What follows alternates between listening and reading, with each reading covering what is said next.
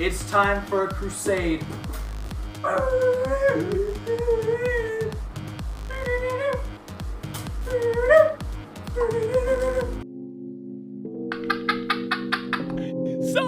what's going on here, Calypso? What's going on here, my man? I'll What crusade were you going I'll for? tell you what's going on. I'll tell you what's going on. Please. It's a crusade, my friend. We're going on a crusade.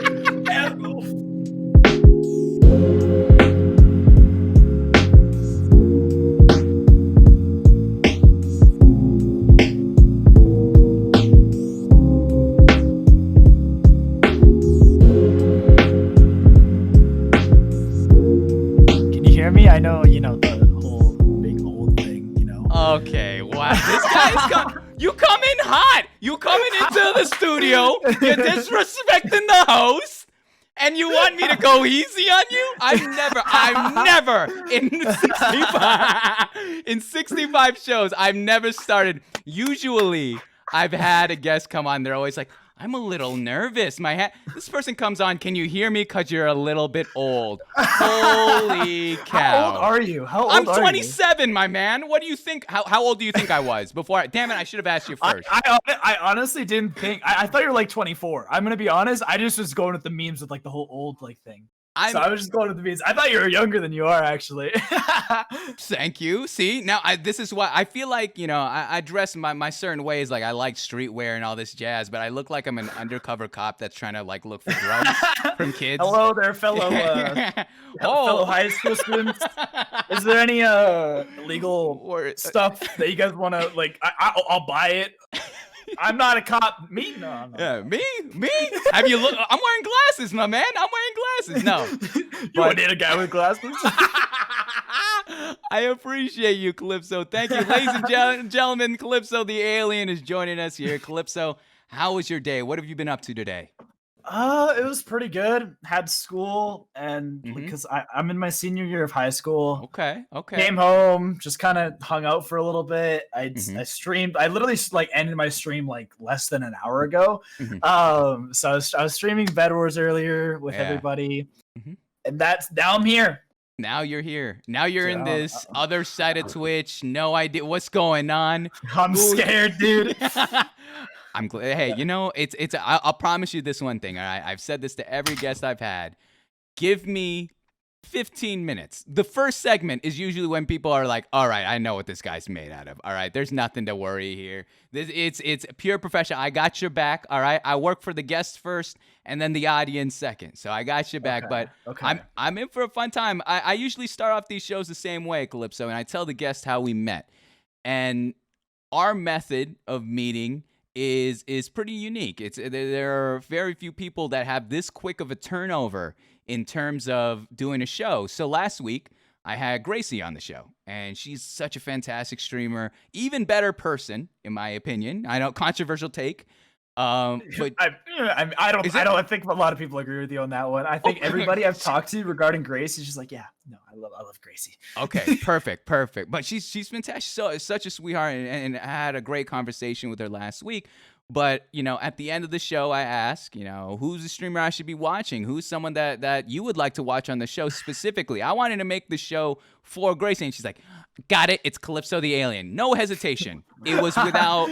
And I didn't even have a chance to breathe myself. So, I checked you out later that night, specifically some of your VODs, and I was like, all right, this guy's out of pocket. So I need if as a streamer, I could watch your stuff and be like, oh, I got some questions for him. That's when I got a good guest. That's all I look for in a guest. That's it. It's beautiful. Okay. And I'm pumped, man. I'm pumped to have you, and we got a lot to discuss this evening. But before all of that, as we go into the first question here, all right, Calypso, let me ask you the tried and true, the thing that starts us off every show. How long have you had your Twitch account before you were streaming, and what brought you onto the platform? Okay, so I've had this. Do you have a countage in your? Hold on. It's You over know 2 my years. ass is old. You know my ass is old, so good Okay, luck. okay. Yeah, you know, I barely So got the Franker face. All right, let's relax here, buddy. my account is about this account that I'm using, ClipsoTheAlien, is about 2 and a little bit over half years old, 2 point, I don't know, something like that. Hmm. I've been streaming ever since I created this account because I had an account before that I had for another 2 years that I didn't stream on it as often, but then I made this one because I wanted to be more active with it. So I've been a streamer for about 4 to 5 years of my life, um, and a YouTuber for about 7 to 8. Wow. Okay. Um, which I swear I haven't made an account before I was 13, but I Hmm. was a content creator at about 10 or 11. But that was I on was YouTube. big. That was on YouTube, yes. Hmm. Hmm. So, okay, explain to me this. How come we didn't just use the original Twitch account? You know, the one prior to the one you have now. I don't know. I think my motivation for it was because I started off as a PlayStation streamer. I would stream off my PlayStation, Ah, yeah. and I didn't know how to change my account name, Hmm. and it was too close to like my actual name, and at the time I didn't want to reveal that. So I Mm. changed it to I made a new account called Mr. Eclipse because I had two other friends that I used to like play games with. One was Solstice and one was Equinox. So it was like going with like a whole like I don't know space theme. Yeah. I like So I that. streamed a little bit under that, and after a while, I was like, I don't like the name, so I changed up Eclipse into Clipso to have it like roll off the tongue a little bit more. And then I Hmm. wanted to keep the space theme, and obviously Clipso was taken, so I did ClipsoTheAlien. Hmm. And that was about I don't know, like 2018, 2019 when I'm like closer to when I made it, I think. Hmm. I'll tell you this, So you're right. It does roll off the tongue. It's a clean name. It's a yeah, nice, and that's a yeah, big thing on Twitch. You want a clean name, something that draws the eye. Let me ask you this before we even get on Twitch. Let me ask you a little bit about YouTube. So you said you started your content creation journey when you were roughly 10 years old. Do you remember yes. what your first stuff was? What was your first videos like? What was the first thing you It recorded? was actually Minecraft. I started with Minecraft and here I am still doing Minecraft. It was Hmm. I would do like let's play videos and I would also play like a little bit of Mineplex, which is kind of a dead server right now, but I play a lot of Mineplex. And I had this really crappy, well, it was good like a few years before I started, but it was really crappy at the time. And I had this like Mac, like this big like thick Mac that just sat on my desk and I would edit off of that. Hmm. Um and I think like I remember I like freaking out when I hit like 20 subscribers, and then what ended up happening was one of the kids at my school found out about it, and it like became this whole thing, and I got like made fun of Yeah. for just like doing YouTube and stuff. So I stopped for a while, and yeah, so I ended up stopping for quite a bit, Hmm. and then I came back to it a little bit after I was hanging out with a friend, and he convinced me. I noticed that a lot. I've I've heard this quite a bit where it's like there's something about doing YouTube content and then when people find out in real life, personally, people you know, or people you know Yeah. personally, I'm sorry, they always have some sort of criticism. It's never open. It's very rarely. I'm not gonna Yeah, say never, but rarely it's open especially arms. especially with like everybody being so young, and because my content was so bad, I was just like it's literally just me, like little like with like I'm like a little squeaker, like going around just like, okay guys, let's go get some mushrooms. We can make a mushroom farm, like it was just stuff like that, right? Yeah, yeah. And it was so bad. So they would go to school and like make fun of me and like play my videos in class. And I'd just be sitting there. Oh, I ended it's up deleting brutal. all of it because it was like so bad. Mm, mm. What made you even do it in the first place? So my parents, like they gave me this like when I was younger, they gave me this iPad, right? Mm, First thing I did, I went on YouTube and I started watching people like PewDiePie. PewDiePie was a huge like inspiration starting off. Captain Sparkles, like all like the old like Minecraft YouTubers that like most of them aren't around today, but like Captain Sparkles is still around, but mhm. like I was like, damn, I want to be like these guys. I want to do that. That looks cool. I want to do that. So I started but then when we got like the Mac, I started like recording like Minecraft videos and all that. So that's Mm. kind of where I got like the inspiration from. I like that. Okay. And how about with Twitch then? Well, what made you press go live for the very first time here on Twitch? Okay, so that friend I mentioned before, we were super close and would always play like PlayStation together. We're still pretty good friends. I was literally hanging out with him like earlier today. But we'd play like Overwatch and stuff on the PlayStation. And he also was doing YouTube, and like sadly enough, the same thing happened to him. Like people at our school like found out and started playing his videos. But he convinced me. He's like, "Hey man, look at this. PlayStation's got like this integration where you can just live stream just straight off of it. You know, maybe like something." Because I don't know if he streamed with me. He might have at the time, but we just play Overwatch and I would stream it. And I really enjoyed it. And then I started doing it on my own. I started playing like a bunch of other games, and then eventually I got back into YouTube for a little bit. I ended up stopping with that a little bit after, but the streaming thing stayed constant after I talked to him about it. So yeah. Nice. I like that. Do you not do both YouTube and Twitch at the same synonymously right now? Right now I've got like a bunch of YouTube plans and I'm like editing a little bit, but I haven't actually posted anything in a while. I've got some videos up right now on my like main channel, but I ended up stopping because my last semester was really crazy and I didn't have enough time.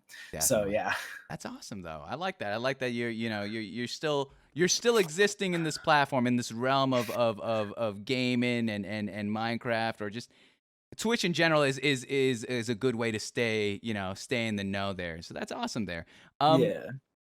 Let me ask you this, all right? So I do have your I got your channel up, Calypso. Oh, no. I have your channel up, and there's a couple clips that I just want to talk about, man. I just want to talk to you about them.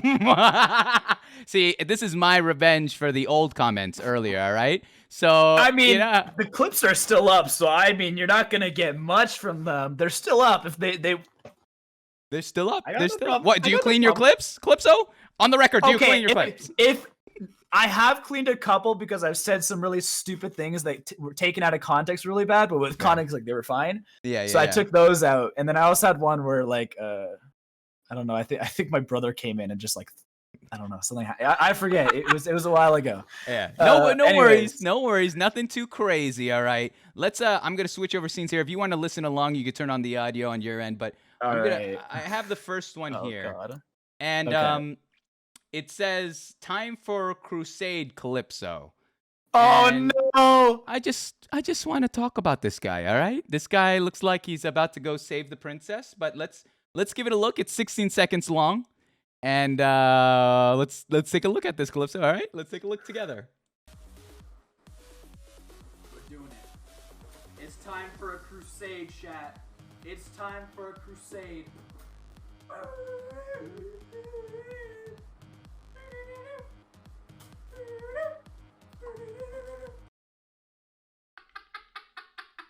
So, what's going on here, Calypso? What's going on here, my man? What crusade were you going for? I'll tell you what's going on.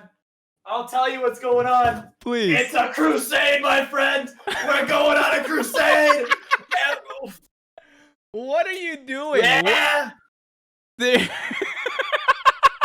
I'm ready. I got the sword. I got the shield. What was your crusade? What started this whole thing? We're taking over Alaska. Alaska? They can't fight all of us. All I'm saying, my man, is we have this crusade. Calypso over here is wearing the beige shorts. He's ready to go. I don't want to talk about the khakis, okay? We're not talking about the khakis. We're not talking about the khakis. Is this an ad for Old Navy, my man? First of all, those are American Eagles. Just saying. Second of all, I looking back, didn't look that great. I will admit it. I like this getup though. It was so. It is the truest essence of Twitter. Like, you are in your room, you're having a good ass time. I just don't understand what the hell the crusade was. Wait. Okay, so this was during a 24-hour charity stream for, I think it was either Direct Relief or St. Jude. And this was around hour maybe 16 or something like that. This was like pretty far in. So I'm just doing whatever I can to keep people's attention. So I look over and I'm just like, oh, damn, I forgot I'm a nerd. So I grabbed it and I'm just like, whoa. I watched this at least 10 times because I had to break down so many things. I was looking at your background. I was like, all right, this man plays guitar. I was like, the Cubbies are here. This man, he's going for sockless. All right, he's just hanging out. It's his room. All right, it's his room, his rules. And just, I love the sword and the shield, honestly. I'm a fan of it. But the shorts did make the clip for me. I got to tell you, man. The shorts made it hilarious. There's something about khaki shorts that will get me every time. I love it, though. So you're going for the last. Good on you. So it was, again, one more time, what was the charity that you were doing this for? I think this one was St. Jude, or was it Direct awesome. Relief? No, it was definitely St. Jude. This one was St. Jude. Do you remember how much you were able to gather together for St. Jude? We raised around $1,000, I'm pretty sure, for St. Jude. Hell yeah, dude. That's awesome. Yeah. That's awesome. I've done quite a few charity streams lately, and they've all gone pretty well. I'm not sure how many I've done total, but I think in total from like my entire Twitch career, it's between $5,000 to $6,000 I've raised for different charities. That's so cool, dude. How do you choose your charities, if I may ask? I do the Trevor Project a lot because it's a pretty like close like thing because it's like suicide prevention and all that and like the LGBTQ community. St. Jude was just like I know they're a good charity. I've seen like so many charity streams for them before, and I was just like, you know what, let's do something different. We're doing the charity stream. And then Direct Relief, I did that. It was the COVID-19 response when like we were just getting into the pandemic. So that's what I ended up doing for that one as well. That's really and awesome. I think my first ever charity stream was for an organization called NAMI, NAMI, and they're another mental health organization. That's really awesome, dude. I'm proud of you. I appreciate your work. No, honestly, like that's huge. Like money and sub count, all that stuff is such a touchy topic here on Twitch and streaming, and it's really cool to use your platform to raise money for these causes. Again, someone who has a little bit of a background with nonprofit work or understanding how nonprofits run, it is tough to just rely on donations outwardly or government funding. So to be able to do your part is really cool, dude. And that's just the first clip. That's just the first clip. All right. All right. I forget there's more. There's 3. It's a rule of 3 in comedy. All right. There's a rule of 3 in comedy. So that's the first one. Let's look at the next one here, I think I know what the next one is. The next one says Duckman, and it is 33 seconds long. Only 9 people have viewed this. All right. That's how. This is my research. You went deep. You think I'm this is Twitch journalism, baby. This is Twitch journalism. Let's take a look at exactly what's going on here. I'm gonna need some context. Right. Try your best to remember this clip. Okay. But I do remember when I had this set up. So. Okay. Perfect. Well, let's take a look. 33 seconds long. I'm a duck. All right, I'm listening along. This is who I really am, chat. Hold on, let me put these on. This is who I really am. Quack, quack. Quack, quack. You want to square up?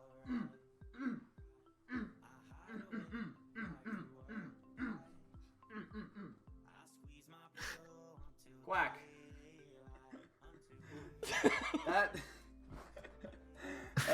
Anyone know what song this is? Hold on, I'll tell you.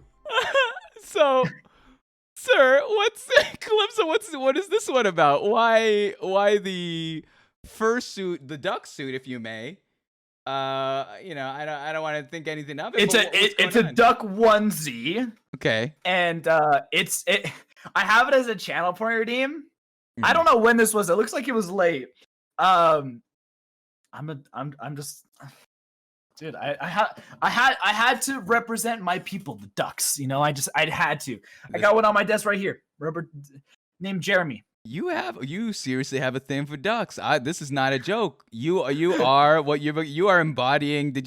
First of all, where did you get the onesies? Where it in your mind was I'm going to get a duck onesies? So I was on Amazon and I was looking for a gift for my at the time girlfriend. And I stumbled across this and I was like, holy crap, that looks hilarious. I'm gonna buy it. So not for her. I bought not for her. No, for not for her. I also got hold on, I'm gonna get this because I think it's good. Hold on. I also got a this is gonna be so cursed. I'm gonna take my headset. Oh, hold on. You just saw it. Try your best. Go ahead. It's so cursed. Hold on. Guys, he's got one. But I also got this. What the heck is that, dude? People got to sleep at night. This is not anymore. Yeah, that's terrifying. That's legitimately like that might beat the Don't horse worry, math. it's just me. I'm not actually a duck. Oh, good. Thank goodness. Good that you literally would you say that's your favorite animal? You're embodying all this duck persona. Yeah, ducks are pretty cool. And you get you know, I think I did you a favor showing you this clip publicly. I think we're leading into the duck identity of Calypso the alien. All right.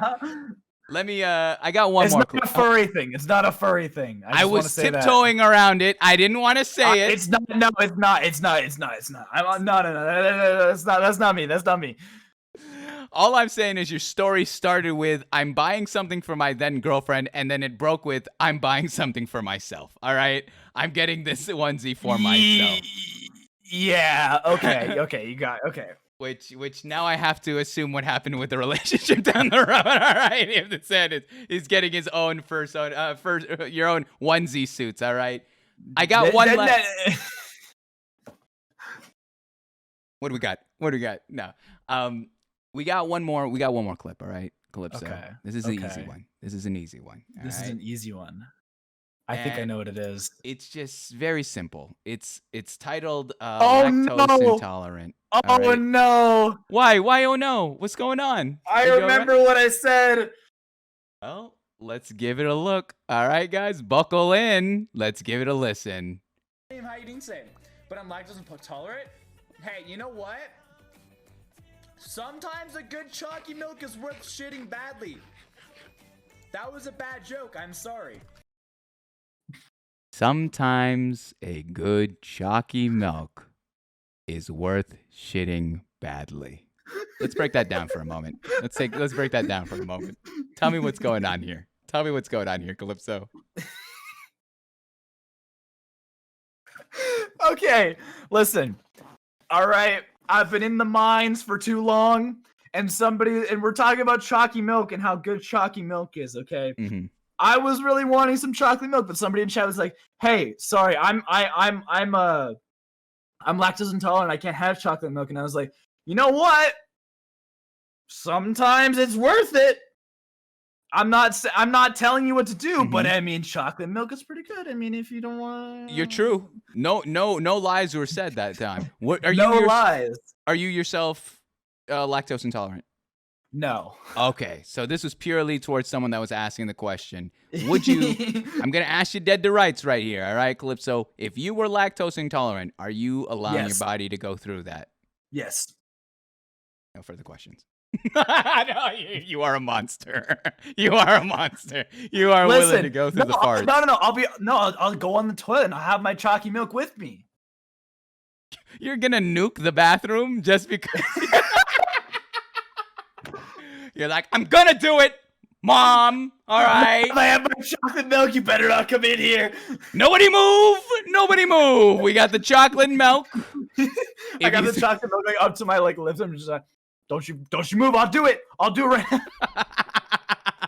That is you've embraced this segment. All right, Calypso, you've embraced it. Usually people squirm. Usually people are uncomfortable with this. You've embraced it full force. I love that. That being said, that's all the clips, man. You've done it. That's all the clips.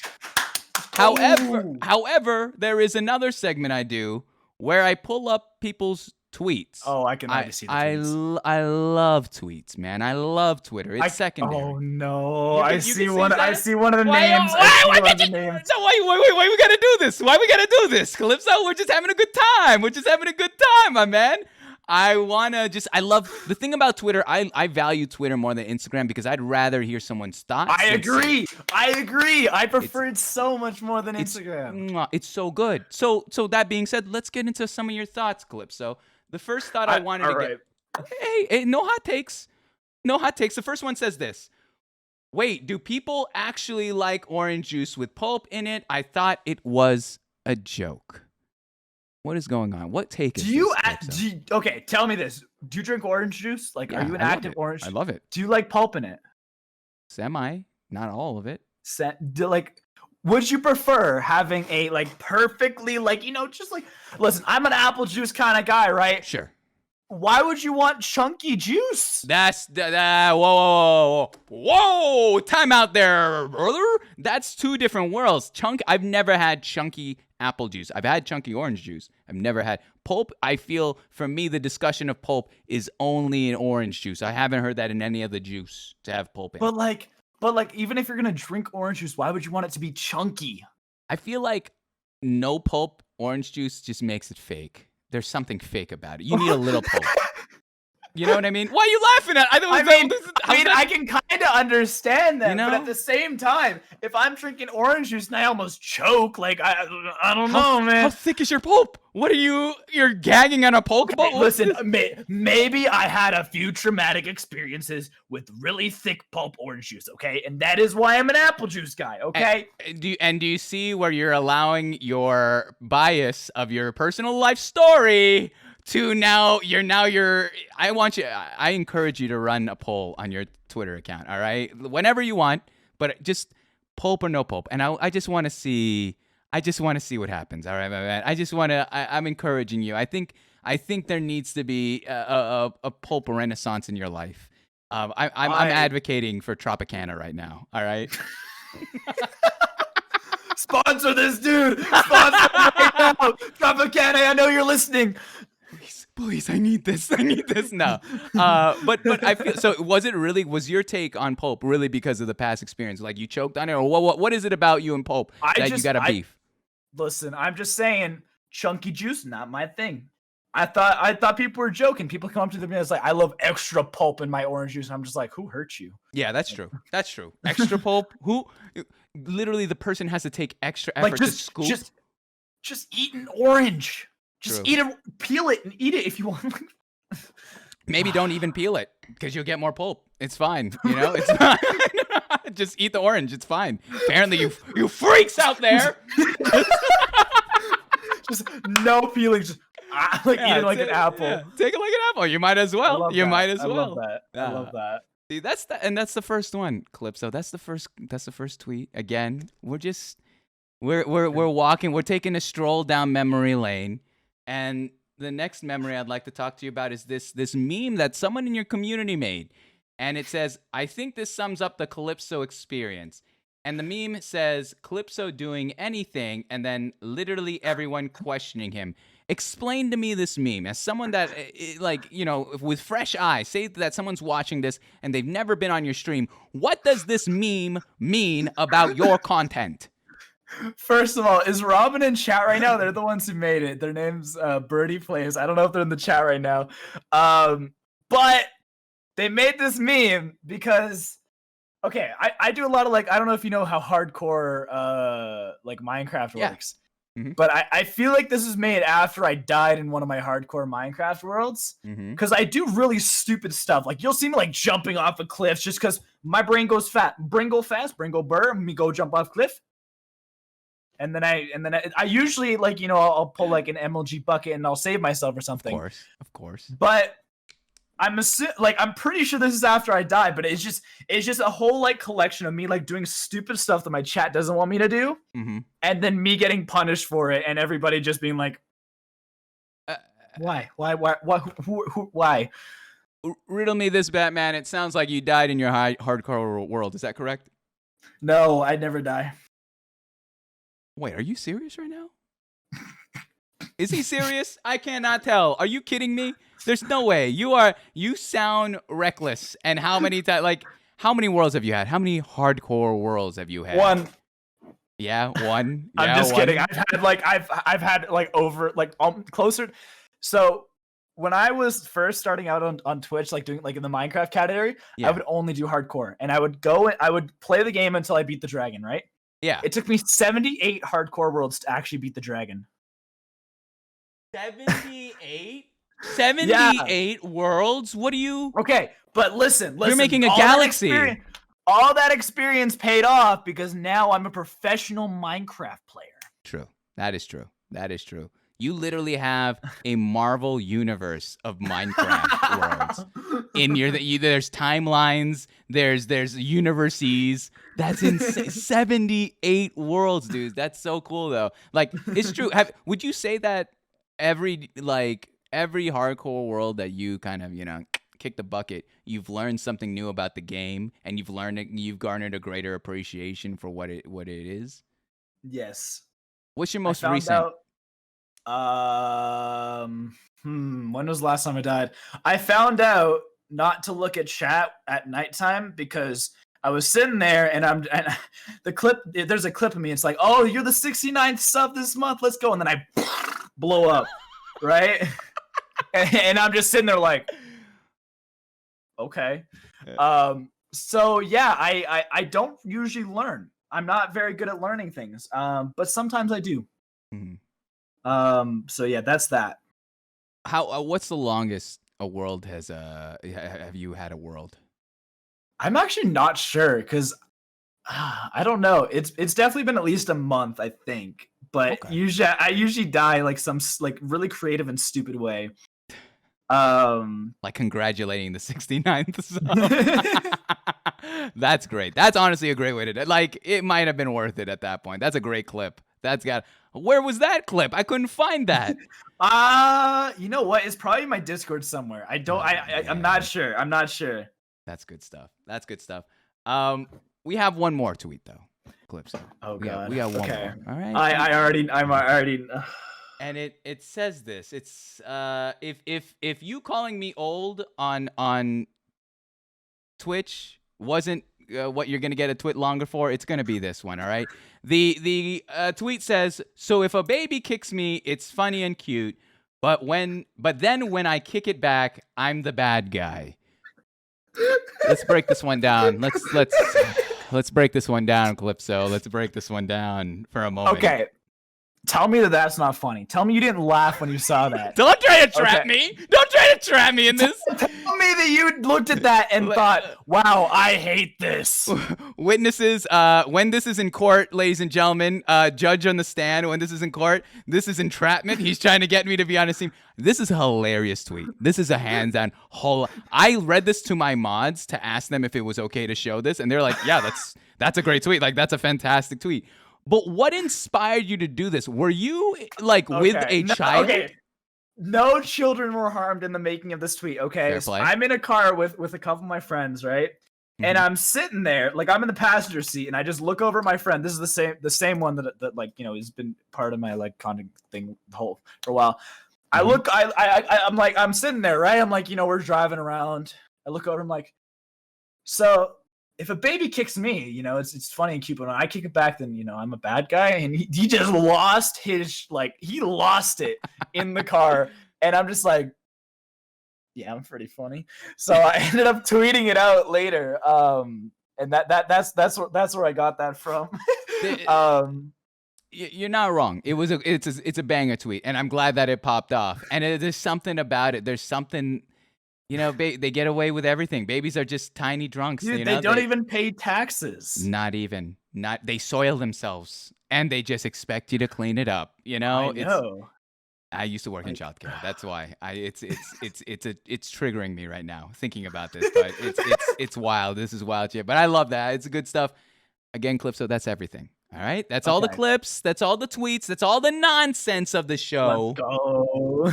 So let's get a little bit introspective. All right, let's talk. Okay. Let's lean into your time here on Twitch before we pull back and go into your life story here. All right. Okay. The first question being, Calypso, what have you learned about yourself through streaming?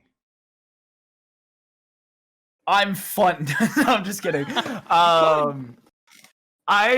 I realized, Twitch has given me a really thick skin. I feel like that's the same with, a lot of people who, stream on Twitch. You get a really thick skin when you got, random people on the internet coming in, saying, stuff. But I've also, learned a lot about, I don't know. I get too much into my head about, things like numbers and stuff. And as I've gone on, I've gotten a lot better at that and not focusing on, just a bad day. And the quote where it's like, if you didn't have a bad day or /stream, then you wouldn't know what a good day /stream would be like, right? Mm-hmm. So I feel like that's really that's helped me out a lot. And I've also made a lot of cool friends who have helped me and who've I don't know, made me more mature. I feel like I'm a lot more mature than the kids around me when I go to classes, and I feel like Twitch definitely impacted that because I don't know. I feel like I have to be like a lot more mature, so I kind of like grow up a little bit. I don't know. It's weird. You know, I there's an old '90s saying that a lot of the '90s kids were raised by television, right? Yeah. And I think this new generation is kind of raised on the internet. And so Yeah. when you say that you matured, can you give me an example? What is it about Twitch, maybe even your community specifically, that put you in a position where you have to kind of grow up a little bit, where you can't just be, you know, for lack of a better term, kind of just this renegade, you know, out of pocket, saying whatever you want, that's Yeah. insensitive person that a lot of the internet still is, quite frankly, and a lot of society Yeah. still is. So like my parents always taught me about like how everything on the internet is there like forever. It's like a record of your life is like your internet. So like my Twitter feed, kicking babies. That's like, you know, but yeah, so I kind of learned that I needed to like like change like a few things about myself, because I didn't understand some of the words that I'm not supposed to use now, so I had to like educate myself on that. I Yeah. learned a lot about the learned a lot about like, you know, LGBTQ stuff. Like I learned about like a whole bunch of stuff and like things that I shouldn't be doing, things that, you know, are good and that I should keep doing. And I've also had a lot of like really cool role models in the community. And I've also had said role models be kind of taken down a peg because they did something bad. And, you know, I realized that I'm like, okay, these are humans too. I can't be, you know, like putting them up as like this like huge like high like crazy like person in my life.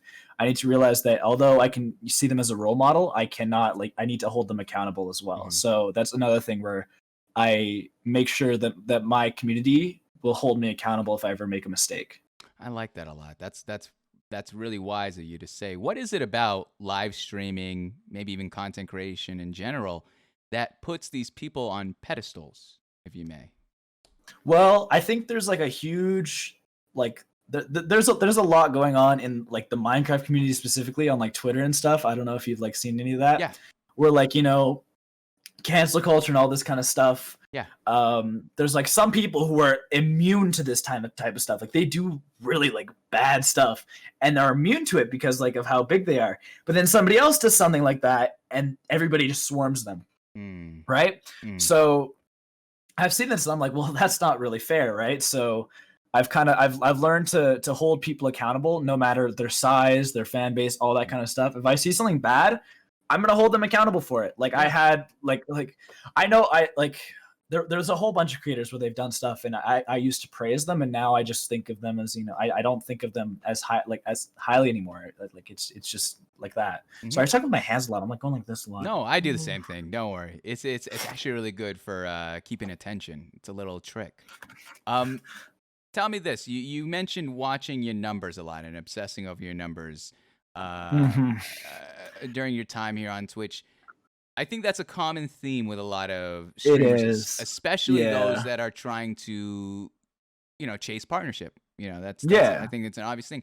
Tell me what broke for you in terms of trying or not having to focus on that anymore. What was it? Partnership actually really helped me with not being able to not focusing on it as much because I didn't need to hit those numbers anymore. I had a lot of help from a TikTok audience in helping me get to like partnership because I made a few TikToks and they like blew up. So I had a bunch of new people here and that helped me get partner. And then after that, I was just like, okay, well, I'm still going to enjoy stream. I'm not like going to quit. Like partner was my goal, but now I'm more chasing, like I want to get to 100K on Twitch. That's my goal now. Yeah, I feel like I don't have to worry about like numbers as much as more. So I'm taking this time to kind of focus more on things like YouTube and like TikTok and like all this other stuff. Yeah. Because I know my streams are kind of safe, if that makes sense. True. I like that. Good mentality. Calypso, how would you describe your streaming style? Fast pace. I talk really fast, say stupid things that I think are funny. Depending on what I'm doing, it might be good game. There might be some good gameplay. I don't know. But it's usually just like fast pace, you know, like reading chat, messing around, just having fun. Like I'm a very, very chaotic streamer, as I've been told, but also what I think sets me apart, and I hate hyping myself up, but like being like that kind of like wholesome chaotic, where like, you know, being like a chaotic wholesome, as they're saying in chat right now. But yeah, that's kind of like the vibes of my stream, where like, you know, it's very chaotic, and when it needs to like, you know, be put down a notch and like, you know, be like more like, you know, Reel like it chill in. and like real. Yeah. I can do that as well. I like that. You know, as much as I love Twitch, I really do, and I've only been here for a year now, but there are times, you know, and I don't know if you've ever experienced this, where sometimes my favorite streamer just disappears, and they weren't a big streamer. They were just like, you know, someone who's affiliated, and you know, they're the cozy streams. That's what I call them, where I hang out, and it's a homie, and you have that face-to-face interaction. Let me ask you this. Let's assume that tomorrow was your last day on Twitch. Okay? What would you like your legacy as your stream, your community to be if this was true, if this was the case? I think if it was my last stream, it would definitely be a charity stream. I would 100% have it be a charity stream. I would try to draw it out as long as possible. Yeah. And I think right before I leave, I just, you know, say my goodbyes and be like, hey, thank you all for like, you know, supporting me and all that. It's been fun, blah, blah, blah, blah. And I hope that I made your day or life a little bit better. And then that'd be kind of it. Damn. That one gave me chills. I got a little bit chills. I don't like thinking that, but it's true. It's like, it's inevitable. That's kind of the world. We love what we do. And in the moment, it's invincible. It's we could do this forever, but I like that. I like that mentality there, or that final send off is you giving again, whether it be to the charity or to your community, and just, you know, having that one last moment and saying, I hope I was able to make your day and life a little bit better. Doing what we do here. I love that a ton. That's really cool. Let's talk about those people, though. Let's talk about these people like they're not even in the room. All right. Okay. I hate my community. Calypso, if I asked your community who you are and I had no idea who you were, what do you think they would say to me?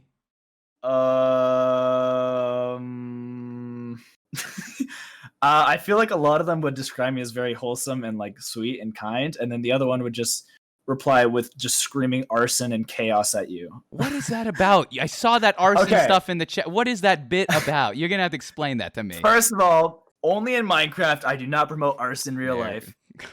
Second off, I do this thing on my stream where like somebody in my chat, there's this huge thing in the community, in the Minecraft community, where they just love arson, just lighting things on fire in Minecraft. So what I'll do is I do this bit where I go out with a flint steel and I light an entire forest on fire in Minecraft, and then I break the flint steel. I'm like, chat, who did this? I don't even have flint steel in my inventory. Who did this? Which one of you did this? Fess up. I know. You are gaslighting your community, Calypso. That's what I'm hearing. You are gaslighting these people. They're all over here trying to like have some sort of like clue. It wasn't me. I swear. Please don't ban me from the SMP. And you're over here just be like, yeah, whatever, man. No, it's crazy. They all admit to it. They have my back. They all admit to it. It was I. Surely not I. I like that though. So that's. You just like burning an entire forest in your game, and just it's now flatlands. It's just that's that. Mm-hmm. How do you decide when to do this? How do you decide? You know what? Ooh, I woke up, had a good breakfast. Today's the day. I'm gonna burn down an entire forest in Minecraft. It's usually when I'm playing hardcore, but I'll just be sitting there and like we'll be like playing, and I'll be like flint steel, and then somebody in chat will be like arson, and I'll just like go off and find a forest. Usually a birch forest, but. Why you got a thing against the birch?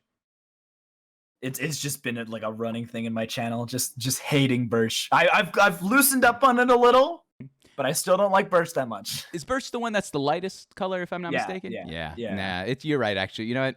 Fair play. Let's go. It's not that great a void. Let's flip the question on him. All right. Say I popped in to your chat and I asked you, Calypso, how would you describe your community to me? You know, the people that are watching alongside me, what would you say? I think they're very much similar to me. They're very sweet and like they're incredibly sweet. Like, holy crap. I could not have asked for a better community. And they're super supportive. And they're also there for like they've got a good sense of humor because they think what I say is funny. So They like me, so they're funny. I like exactly, it's true. exactly. It's true. Do you ever think about it sometimes, Calypso? Like, do you ever wonder, like, without, for lack of a better term, like, these people come and watch me and support. Like, why? Like, what's going on? Like, how can I be so fortunate to have their attention and they're wanting to be a part of this community? Do you ever wonder what it is about what you do that draws these people in and has them invested into your stream, into your channel? I don't know what it is. So a lot of people like the fact that it's like super fast paced and I talk really fast. Mm-hmm. But then they stay when they like, I guess, see my like softer side, if that makes sense. Oh. Yeah, I don't know. It's weird. I don't know why people like me. I respect that. So yeah. I like that range, and hopefully we're gonna get that tonight to see the, because I think we got a little bit of the chaos, a little bit of the guy who's gonna pull out the sword and shield and start some beef there and call me old on the top of the hour. But we'll get into your life as well. That being said, Calypso, you're killing it. You've done the first segment. That's the first segment of the show. All right, let's go. It's as easy as that. That being said, there's a little bit of a bit that I do where I mysteriously go use the restroom at this time. I've trained my body. It's been 64 times, all right? I've trained myself. That's actually good because I actually have to go like quickly ask my mom to make sure that she does this thing where she turns on my internet to make sure I don't stay up all night. Aww. So I'd make sure it doesn't shut off here. Go ahead. You can go first. Go first. Oh, okay. Yeah, I got you back. I got you back. All right, thank you. I'll read like 2 seconds. Yours is more important. Yeah. Guys, how we doing tonight? Man, Calypso is so kind. He's an absolute sweetheart, man. I can see why you guys gas him up. All right, they're shooting juice. By the way, I reread your thing about the partying thing, all right? He's you don't peg me as a partier. Okay, exposing time? All right, guys. Exclamation mark Q in the chat if you want to expose Calypso right now, all right, guys? You didn't hear it from me. You didn't hear it from me. Glooby, he's not wholesome? What?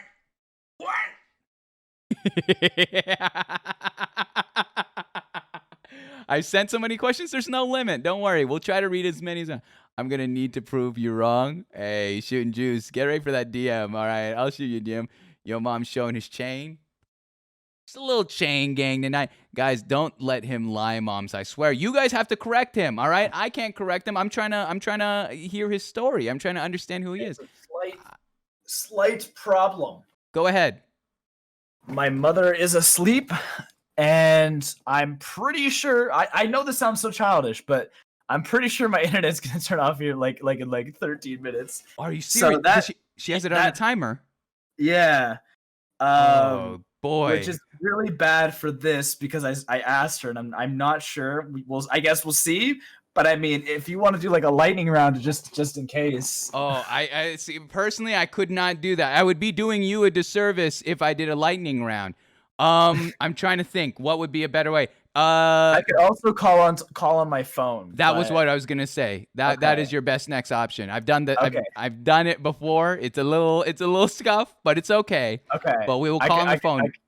I can do that. Okay. No worries. That being said, I'm going to use the restroom real quick. All right? All right. Sounds good. The chat is yours. Go ahead. Pay attention to them real quick. Okay. Oh my gosh.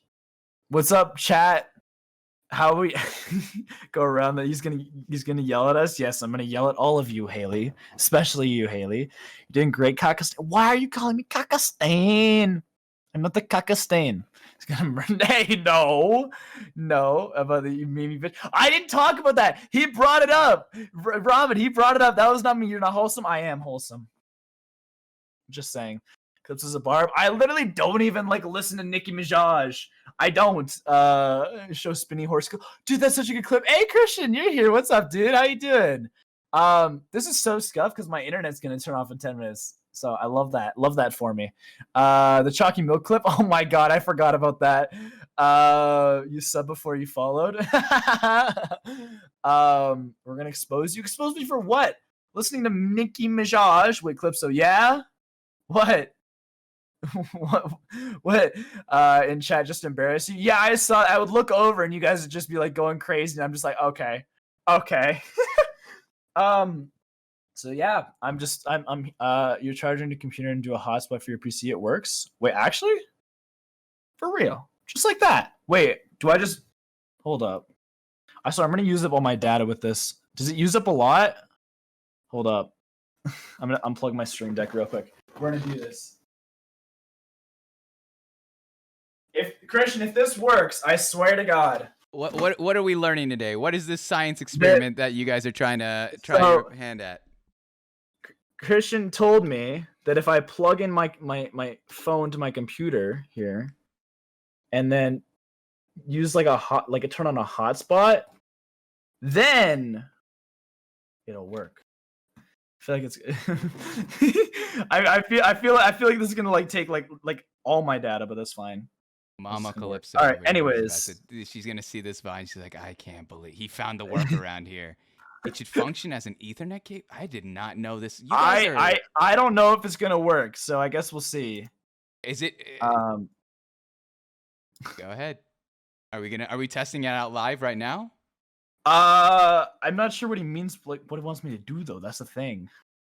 Listen, man. I had the same problem as a kid. It worked for me. So you just plug it in and that's it? Sounds Is that like it? We just plug it in and that's okay. I guess so. Okay, cool. Okay. Well, we'll see in roughly we'll 10 see. minutes? Yeah, 10 minutes. Anyways, 10 if not, minutes. I can just call on my phone. It's fine. Don't worry. Anyways. Yes. That being said, Calypso, we're leaning into the meat and potatoes, the heart of this show, which is your life story. That being said, I like to start off this segment by making sure you, as well as everyone here that's watching today on YouTube, Spotify, in the future, kind of how this flow goes. All right. So Calypso, we're going to touch on topics about your family, your education, your work history, and your romantic relationships. That being said, if I ever ask something that's too far, something that you're not comfortable talking about, please feel free to either stop me or give a passe answer, and just we'll move on from there, because I want to respect your space as well as, what we do here. I'm willing to learn as much as you're willing to share. It's kind of the rules of how this segment goes. That being said, Calypso, without doxing yourself, maybe you can give us a general city, state. Where were you born and raised? I was born and raised in Alberta, Canada. I don't want to get into like specifics about the city and stuff. But yeah, I've basically lived here my whole life. Haven't gone anywhere else really. Mm-hmm. But yeah, just Canadian boy. That's awesome. Any siblings? I have one brother, one sister. Mm-hmm. Are you the oldest or middle or youngest? I'm the oldest. Oldest, nice. Tell me about this the relationship with your siblings. How is it being the oldest in the household? Well, they were really annoying for a while, but they're kind of chilling out now as they get older. So I'm not as I don't have to take care of them as much anymore, which was like they're not as annoying. But I mean, they're sweet sometimes. Sometimes. Oh wow! Wait, don't be too nice about them. All right, save the niceness. What is their ages? How old are they in comparison to you? My brother's 16 and my sister's 13. Okay, yeah, okay, they're definitely growing up. They're getting in their preteens, teenage years. Yeah, exactly. That's cool. Tell me, is there any stories of what's some hardships that they gave you growing up? Again, I think that being the eldest in the household holds a certain title and a certain weight to it. You're usually setting the example as per the parents' request. So tell me some stories of you and your siblings and how you've had to kind of toe the line, or some troublesome stories that they've gotten you in, maybe. Or you've had to wear the cross or the punishment because you're the oldest. I can't really think of any off the bat. That's the thing. There's definitely like a lot of like stories of just like my parents just using me as like the standard the standard for the both of them, and then that was like the thing. I don't really have any like stories. Okay, I'm gonna just break the fourth wall. Everyone's screaming for this egg story. Is there some sort of egg thing that's going on? Oh, I think I know what they're so okay. Do you know what Tim Hortons is? Of course. Love the Okay, so donuts. I went to Tim Hortons and to get breakfast. It's such a dumb story. I don't know why you guys remember this. So I went to Tim's and I don't like eggs. I cannot, like, they make me sick. So when I like so I went and I got a farmer's wrap, as what it's called, and I said no eggs because eggs they make me feel sick. They do. But I know my brother likes eggs, right? So I go in and get it, and they put eggs in it, and I'm just like, oh, well, I don't really want to eat this. So I went into my brother's room to see if he wanted to eat it, but he wasn't there. So I was streaming soon, so I thought it was a good idea to just take the eggs out and just leave it there, like on a little plate on his desk. And then he came in later. He's like, "Did you put eggs on my desk?" And I'm just like, "Yeah, I thought you'd eat them." He's like, "No, what the?" Yeah, what the hell was that, dude? Where in your mind did you think, you know what? I'm gonna leave my little brother a little treat. Let me put it on a plate. Let me put this egg turd on a plate, and that's like a terrible prank TV show. You just got egged. Like there's nothing like the fuck? What is that shit? Here's a cooked egg on your desk. Here you go. I got you. Like, did you just throw it away? Like, what are you doing with it? What is this?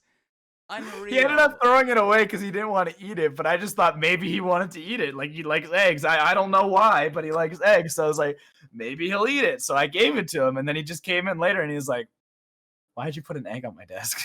Calypso, if I walked into my room and in any room in a house and I see a plate with an egg on it, the last thing I'm doing is eating it. I'm not even curious. I know how an egg tastes, all right? I'm not egg curious where I'm like, who knows, this might be a different one. This one might hit different. Where in your mind do you think this is, hey, you know what? A little treat for my brother. A little treat for my little brother, I'm going to hook him up with some egg. There's nothing. That's strange. That's weird. Did you you ate the wrap, right? You ate the wrap. Yeah, I ate the wrap. Okay. No, I didn't just leave it. Okay. You're not a monster. You're just a little bit. I just don't like eggs. Yeah. Fair play. I like that though. How about you and you said you had the youngest is a sister, right?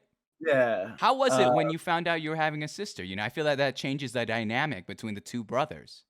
I don't remember. I was like 5, dude. I don't remember at all. I just remember like one morning I was there and I was just chilling and I went to bed and the next morning there was a child. I was like, okay. Oh, I guess we're doing this. I guess we're doing this. Okay. Yeah. I like it. What's something that you hope your siblings never forget about you? God, these are such hard questions, dude. I don't think about this. I hit you with these and then bam, right over here from the sidelines, baby. I think this is important, Especially you're in a point in your life, if I may, I'll give you a little time to think. I'll milk the clock for you. But you're in the time in your life where like who knows where you'll go for college and then 4 years or however many years in university will end up and life moves fast. They sent me a cup and yeah, I have been accepted to university, so I know I'm going for university. There you go. But yeah, it's if I would have them remember one thing about me, more so, what should they never forget of you? What should they never forget? Yeah. Oh shoot. I hope that they don't forget. I don't know, dude. It's so. What? I never think about this. Like I've never thought about this. Really? Yeah, I've never thought like I have like a huge like fear of being forgotten. So I like it's like too contradictory. It's weird. I would hope that they remember I don't know, my achievements and what I taught them because I feel like I've taught them a few lessons. Like what? Well, being like polite and stuff. I taught them a lot. Like I when we're out in public, I'll be like, make sure you say please and thank you every so often. Like when they don't. So I hope that they remember that and like doing that. But I can't really think of anything else, dude. Oh my! I wish I could have seen these questions beforehand. Oh my god. I'm gonna tell you the truth, Calypso. Like, this is the part of the show. I know I send all my guests this PDF, but this is the part where it's improv. This is freestyle conversation. Uh, And the thing is too, like, and if I may, you know, I told you I'm 27. I'm almost 28. You know, my brother is 32, I believe, and it's strange. Like, life will go on. I think he did it. I think we got the internet. It's time, ladies and gentlemen. I think the internet got him. We got him. Mama Calypso got him. He's done here. He's done here. You know, lo and behold, the old man is what sticks around, guys. The old man sticks around. You heard it here. You guys thought that I would be the one. I like how it saves it on that face. I like how that's the face that he got stuck on. That gets me every time. Hold on, let me see if I could capture him. He just messaged me at 3. Oh.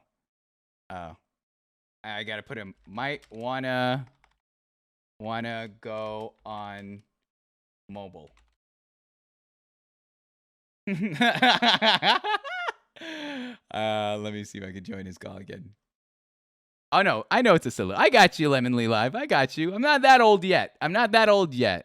Guys, F's in the chat for our friend Calypso. He was such a great streamer, such a great guest, and F ... yet. And I'm gonna do a little bit of a speech here. Let me see if I could find some sad music. Oh no, I don't want to use actual DMCA music because it's not gonna let me. What if I? Oh my gosh. What's up? Hello? Hello, hold on one sec. There he is. Hold on, let me switch on the cam. Look at this. There it is. Actually, that works perfectly. Wow. Is it? Yeah. Wait. This is. Wow. This is cool. This is the second time ever in 64 shows I've had someone go on their cell phone. So this works. This works as long as it's good with you. All right, cool. If it's coming through good, then we're good. Yeah, I could hear you on my end. I'm good. The lighting is fine. We're getting up close and personal, guys. All right. All right. That's yeah. All right. And now not a lot of people can sleep now. This is a vlog. Yeah. This is a. What? We're vlogging. I like it. Yeah. Be close to an outlet, my man. All right. Just take it easy. True. I should get close to an outlet. Yeah, because you're gonna want it for your. Hey there, this is ClipsoTheAlien coming at you live for my day-to-day vlog. We're gonna be. Oh my God. I could never be a vlogger. Really? Vlogger. I think you got the energy. You got good. I mean, I feel like I would just I can't go out in public and just talk to a camera. That's so weird. Oh yeah, no, I wouldn't want to do it publicly. I would do it kind of in recluse areas. But then again, that's a weird vlog. Like, what if I go to a railroad track or an alley to vlog my life? Like, that's not the. Hey guys, here's the local alley. Welcome in. What's up, guys? I'm here in my local alley, just waiting for somebody to come by and just. Give me a little bit of something. Anywho, all right, Calypso. Before we were rudely interrupted by your internet, I was talking about how questions like this. I think it's really these are important. Like this show, I had a former guest talk to me about how it's similar to a time capsule where you can go back in time and look at it, and at any point, it's evergreen content. Where at any point you can come back and be like, wow, that was really cool. Like, I forgot about that. Or, man, I want to realign with what I said back then. Or maybe, wow, I couldn't be completely wrong. I was completely wrong of what I said then. But I think it's just a really cool place to touch base in life. A lot of times we're moving forward, and we're not often thinking about our past in conjunction with our present. And that's the reason why I asked the question specifically with your siblings. I think right now you're all in a very close age range, and especially living with them. It's a little bit tough. And so, this man got frozen again, man. This man is frozen. He said, I thought he was like crying. I thought I was hitting a good note, guys, with my freestyle. But are you telling me Mama Calypso also took out the data? This is insane, guys. Look at this. I don't like the way he's looking at me right now. I don't like the way he's looking at me, quite frankly. Oh, there he is. What happened there, Calypso? I don't know. Oh my goodness. Just try your best. We'll try our best. Because I could hear you, right? But I don't know what happened. I see. I'll tell you whenever you froze, all right? Okay. All I right. shouldn't freeze anymore. We should be good after this. Okay. Deal. Fair play. So that's mainly the reason I wanted to ask you. To reiterate your answer, you want your siblings to remember the things that you taught you, the kindness that you gave them, stuff like your please and thank yous, simple things like that in life, pleasantries, if you may. No matter whether you're around them or not, that's something that they should implement into their lives. Yeah. Awesome. I like that a lot. Tell me about your parents and your relationship with them. They're very, very sweet and supportive, and have been supportive of everything that I do. So I couldn't ask for better parents. I feel like telling your parents that you're a streamer is always a big step. How did that conversation go with them? Oh, so okay. So it ended up with me. They came in during like when I was streaming. Like I just gotten my PC, and they were like just finding out about it. And my mom freaked out at the time because didn't understand at the time. So she actually talked to somebody at her work about like streaming because somebody at her work, like their kid did it as well. Mm-hmm. And then after that, like talking to that person, she kind of, and her IT guy, she also talked to them. And she ended up thinking that like, yeah, it was fine. She wasn't too worried about it anymore. But at first she was a little bit worried and like wondering what I was doing. What was the worry revolving around? Was it mainly like not knowing what it is? Was it having their kid on the internet? Like, what was the worry?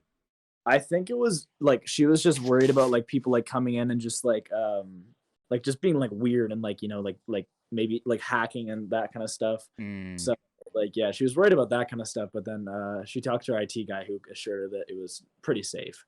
fair play. So I like it. Nice. Tell me, what kind of household were you living in? Was it fairly strict? Was it pretty lax? Did they allow you to really go into what your passions were, or maybe the arts? Because I know that's also very that's something that's somewhat, I don't like saying controversial, but with strict parents or parents that are a little bit more heavy-handed, they want you to be in more of a traditional vocation. yeah. Um they're like it's pretty like casual, like it's nothing like too strict, but it's not like too laid back. Like there are rules. Mm, And for my career, like they didn't want me to like just rely solely on content creation, which was probably smart because if it mm, doesn't work out, then I'm screwed. So when I told them that I wanted to do marketing at UBC, like marketing and management at UBC, they're like, "Yeah, no, that's a good idea." And I did it because it would help me in like my streaming career as well. mhm. Um, but yeah, no, I've always grown up in a pretty like it's like not too strict, but like they do have like a good set of rules that have kind of guided me. But it hasn't been like too strict enough that it like is like ends up being bad. Yeah, fair play. Yeah. I like that. What's one more thing, or maybe a couple more things on your parents, and we'll move on here. What's a lesson that individually your mother and your father have taught you that you still hold true to your heart to this day? Um. Well, my mom taught me like everything on the internet is permanent, so I'm like pretty like smart about most things I put on the internet, not counting the tweet we looked at earlier. And my dad, both my mom and my dad actually taught me this one, but it was also my dad because he does a lot of business stuff. Hmm. Just like treating people kindly because you never know, like they might end up being like your employer when you're older, or maybe like a business partner, and like to try to have good relationships with people and Mm, like just work to have good relationships with people was another thing. I like that. I like that. Let's let me lean into your education here on the next one, all right? Because it's gonna touch in with who you were or are in high school. I like to go straight into high school. I think that's a very Yeah. transformative part into someone's life. You're familiar with the stereotypes. You got the jocks, the nerds, Yeah. the emo kids, the outcasts. Under that spectrum of stereotypes in high school, where did you fall under, Calypso? Well, I definitely wasn't a jock, but like right, like I don't know. I would say I'm like the kid that people know of, but doesn't have a lot of friends. Like everybody knows me and like who I am, even though it's like it's a pretty large school. It's just I don't talk to a lot of people. I wouldn't say I'm a nerd. I was in band for a bit, but I'm not anymore. Um, I would say it's weird because it's like in the middle of being like a jock and a nerd. Like, you know, you're just kind of there. So like You're a like, dork. okay, well, I wouldn't say it. Why do you not want dork? Why isn't that the okay connotation? I think dork's endearing. Isn't dork and nerd like the same thing? I don't know. I think nerd is. I think okay. This is now my personal opinion. This is not fact. I think nerd is more like academically smart, and then dork is like pop culture smart. Pretty smart. Yeah, sure. I guess street smart if you want, whatever you want, whatever gets you to sleep at night, Calypso, whatever gets you to sleep at night. So you would say you mentioned not a lot of friends there. You said that everyone knew you, but you weren't necessarily. You didn't have a crew of friends. Would you say? Well, what is it about that? Was it? Would you say? Are you telling me no friends whatsoever, or was it a select few? Growing up, I've always had like maybe like 2 or 3 like friends that I would just always hang out with. Because I'm not very good like socially and making new friends, so I tend to like stick to just the same like kind of friends. Hmm. Like right now I have like a small friend group of like 4 to 5 people, which is like Yeah. a lot. But yeah, I usually I try to stick to like smaller friend groups as well because there's a lot less drama. Because in like grade 8 and 9, I was like semi popular because I had just moved schools. So I had like this really big friend group, and there was so much drama and so much unnecessary stress Yeah.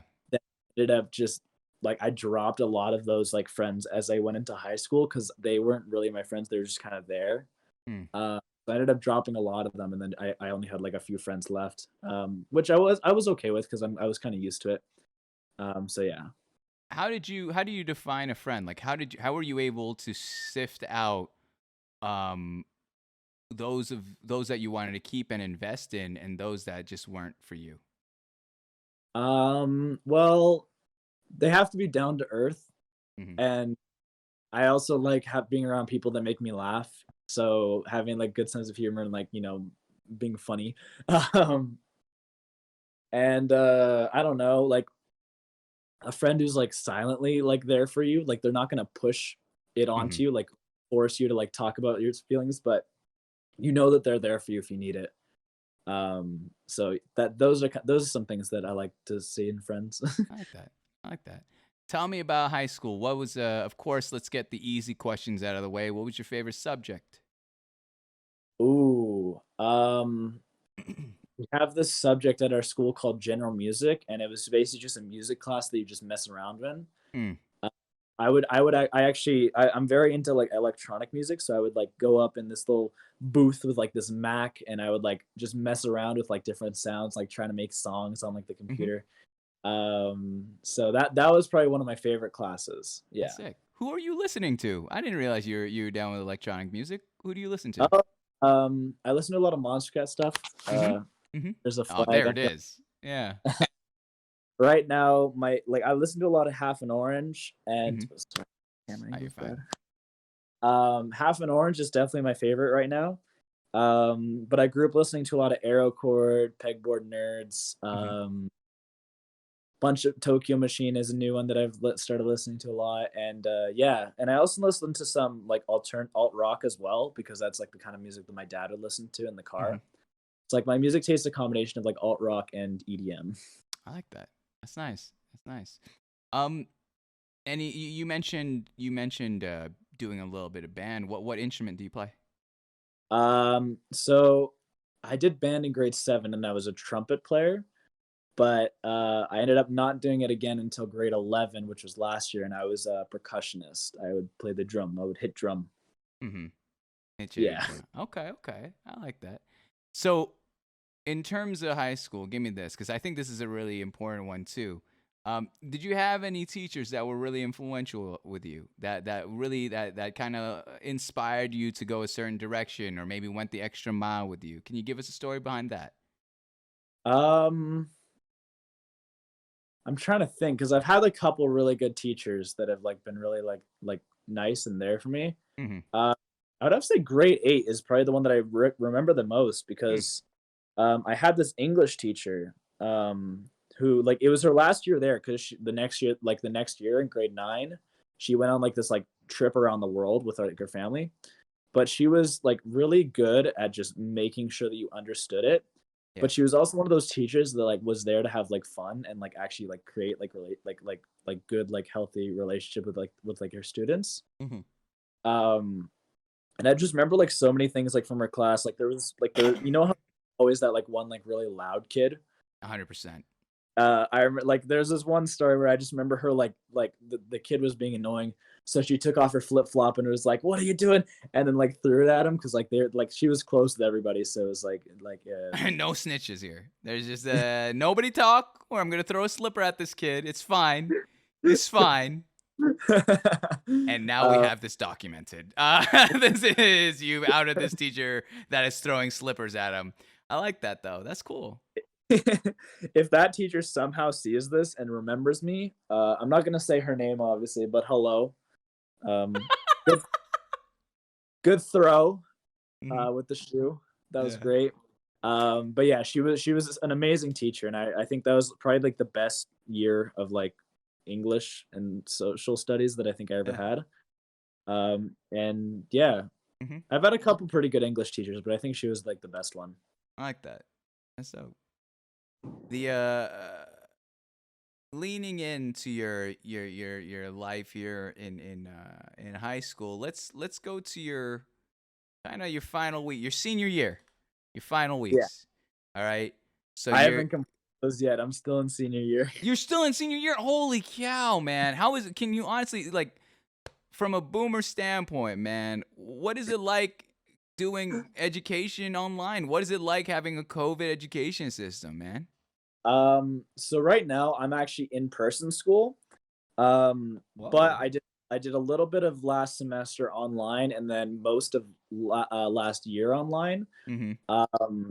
I hate online school. It's so difficult for me to focus in an online classroom.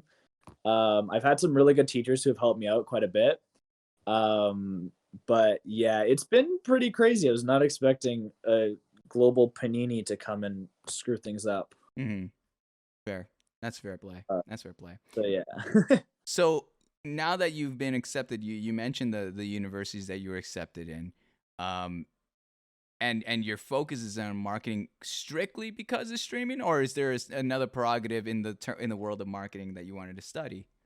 I've also been pretty interested in like just like doing like ad campaigns for like big companies. I think that'd be really cool to like see it like on a billboard and be like, "Hey, Hmm. I did that."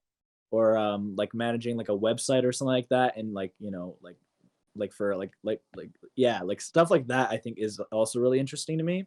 Hmm. And yeah, it like just being able to like market not only myself but like things for other people as well would be really cool. That's really cool. That's really awesome that you came to that conclusion. Will you be dorming, or are you thinking about? Are you commuting from home, or what? What's? Well, it's in a different province, so Hmm. assuming that we are going like to school, Yeah. uh, I probably will have to be like in either in a dorm room or like sharing a room with somebody off campus. But we'll see. We'll How see. is that gonna work with streaming, man? That's exciting though. But I I I've seen like I've got a couple friends who like have like roommates who were like chill with them streaming. yeah, So I'm yeah. just like some really like dickhead. Like I'm just hoping I don't have some like really like rude like roommates who are just gonna like Yeah. be really annoying. Deal. Fair play. I like that. I like that. Is it so? Your main focus is marketing. There's no. You're not doing double major or anything else. It's you're going in with marketing. My second choice, like was media studies, but I Ooh. didn't. It was just kind of like a backup. Hmm. Um, if I didn't get into marketing, but I did, so I'm just gonna be Nice. doing marketing. That's awesome. I'm excited. I'm excited for you, dude. That's such a like.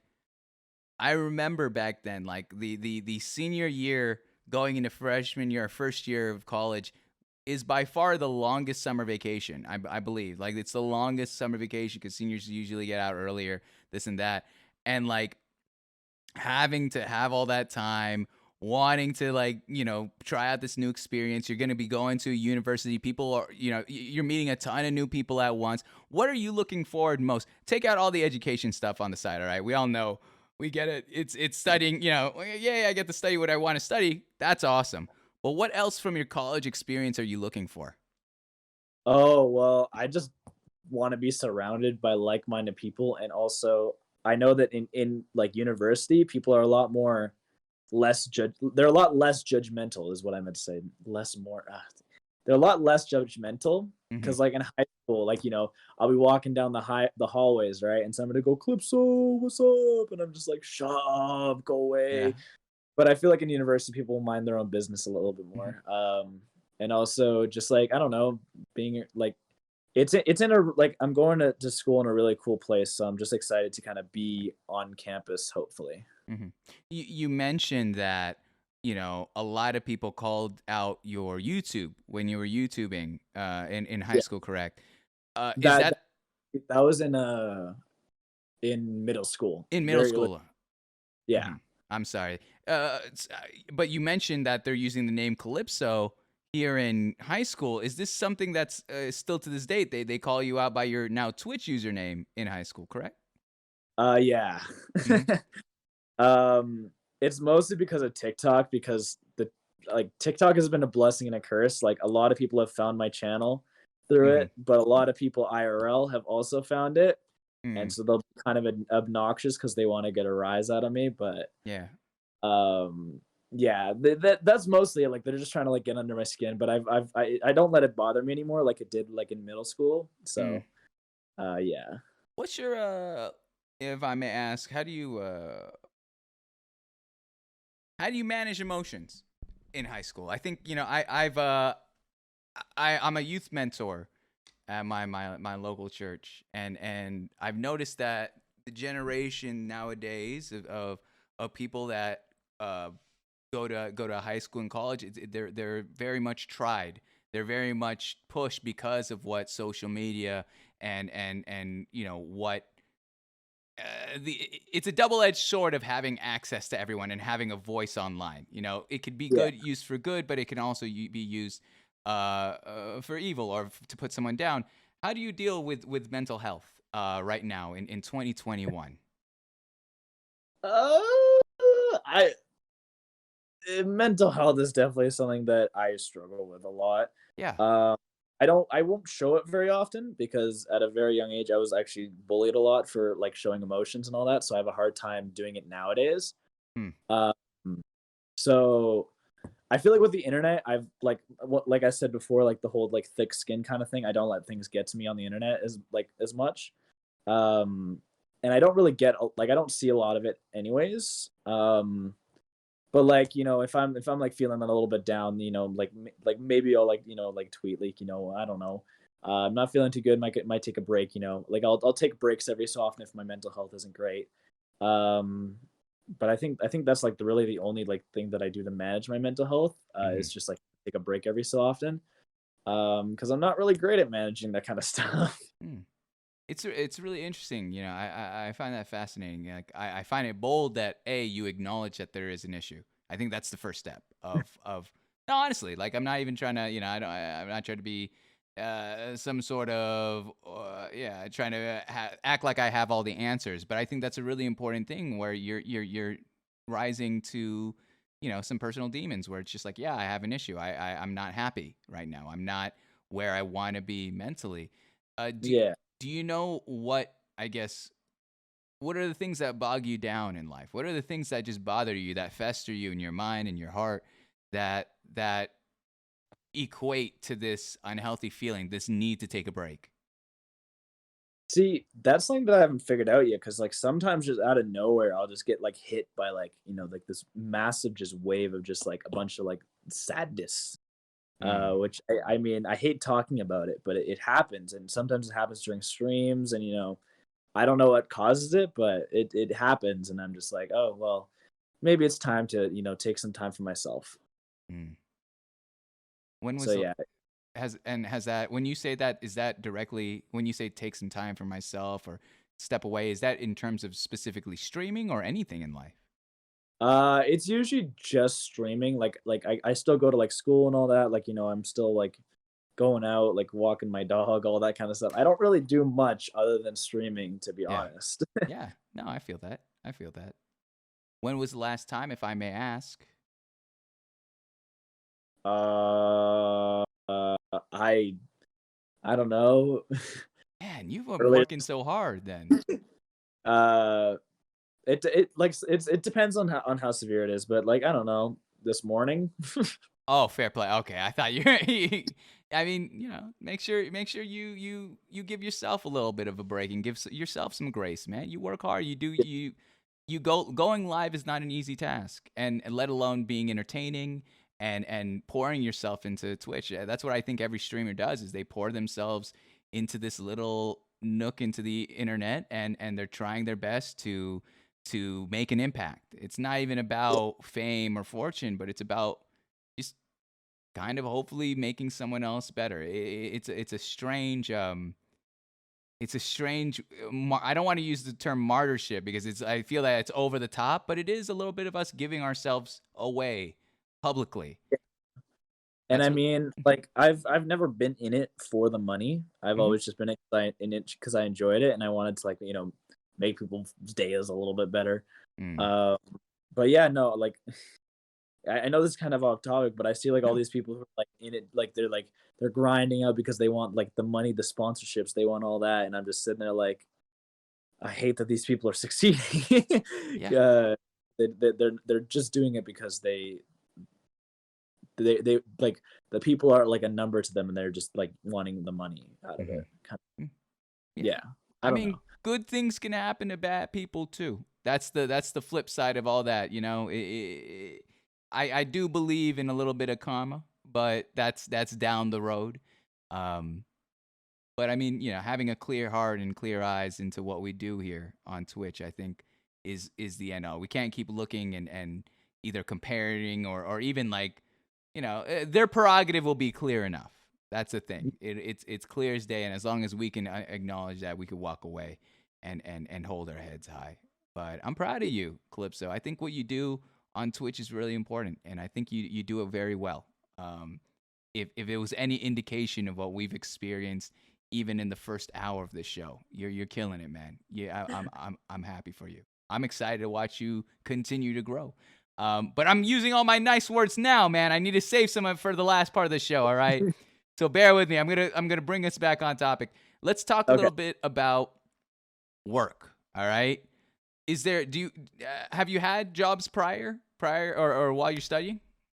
I've had one job like other than streaming where I like earned like I mean I did like do the Canadian election, but I don't really count that as like an actual job. It was more like I went there and I was like there for a day and then they paid me. Mm. Uh, but I was actually a hockey referee for I think 3 years. Yeah.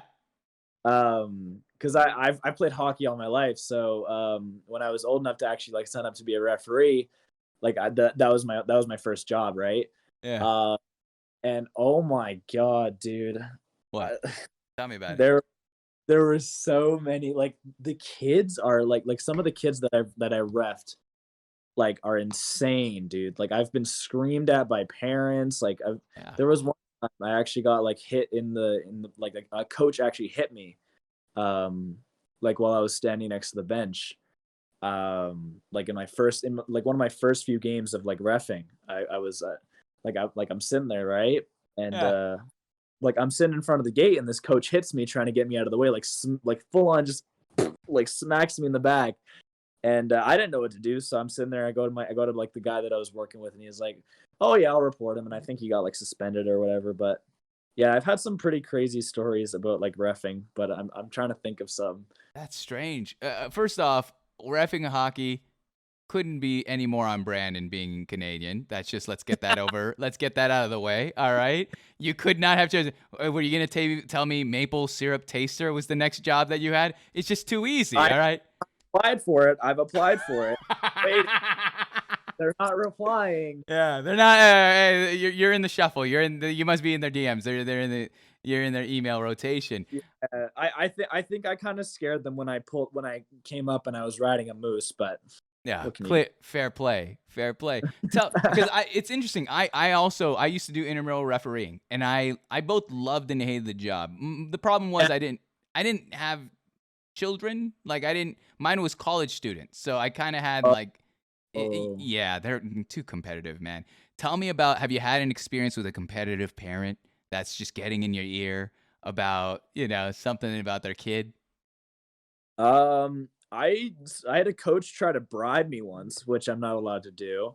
Oh, you Uh, gotta tell me this. Are you kidding? I've never had a bribing story. What? this was in my 3rd year of reffing, and I'm with 2 first years, and we're walking out to the ice, and like all the kids are on the ice, and I let the other 2 go ahead of me because I forgot, I think, my water bottle in the dressing room. Mhm. Anyways, I'm coming out, and this coach comes by, and he didn't have any money, and but in I can tell when they're like joking because some of the coaches will make jokes like, hey, can I bribe you? This guy comes up to me, is like, hey ref, like, he comes like very sincere. Listen, I felt so bad after this too because I can't take bribes. I mean, Oh, I thought you took it. Okay, yeah. no, I didn't take it, but he was like, listen, ref, we really need a win here. I'll pay you a little bit extra if you just sway the calls our way. And I'm sitting there like, listen, man, this guy had a killer beard, by the way. I did compliment his beard. I looked at him and I'm like, listen, man, I'm sorry that you're that your team hasn't had it needs a win right now, but I cannot take a bribe, dude. Oh, how much was he offering? I don't know because I didn't, Oh, dude. I didn't get to find out because I'm thinking of this is what I'm thinking in my head. All right, I'm thinking if I take this and I get found out, my I'm not able to ref anymore, right? I'm not allowed to. So I'm like, at the end of the day, no matter how much money this guy's paying, I don't think it's worth it in the you long telling run. me $1,000? You're not taking that? Nah, probably not. Cause like, 5,000. listen, reffing pays pretty well. It's what I Mhm. used to actually buy my first PC. Mhm. It's a pretty decent job. So it would take quite a bit. Even though the gig kind of sucks sometimes because of how cold it is, it pays pretty well. So See, this is what blows my mind. All right, because I feel you. I love the chivalry, Calypso. I love it. All right. But you tell me you don't have a price. You didn't even entertain it. You didn't be like, hey, why don't you tell me how much you're having? Where's this? You gotta at no, least hear him out.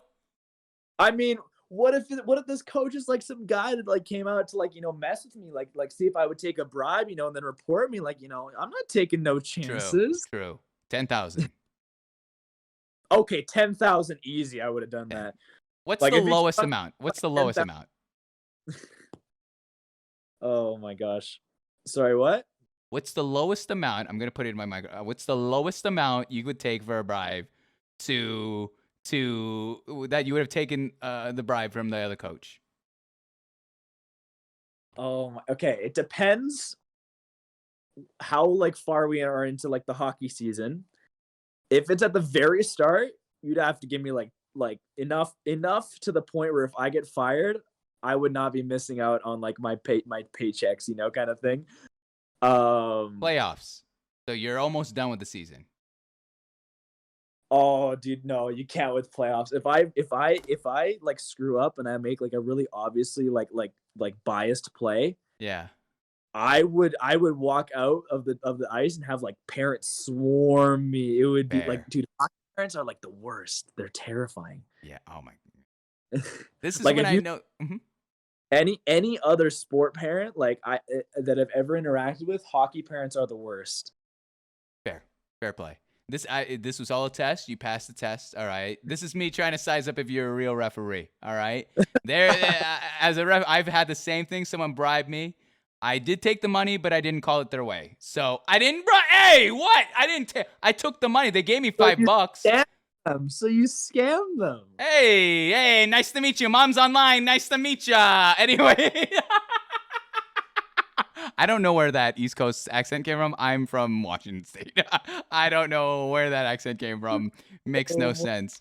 But no, I like that. I like that. Tell me this, all right, before we move on. what is something you've learned from that job? What is something really important that you've learned from being a referee for ice hockey? Bring gloves.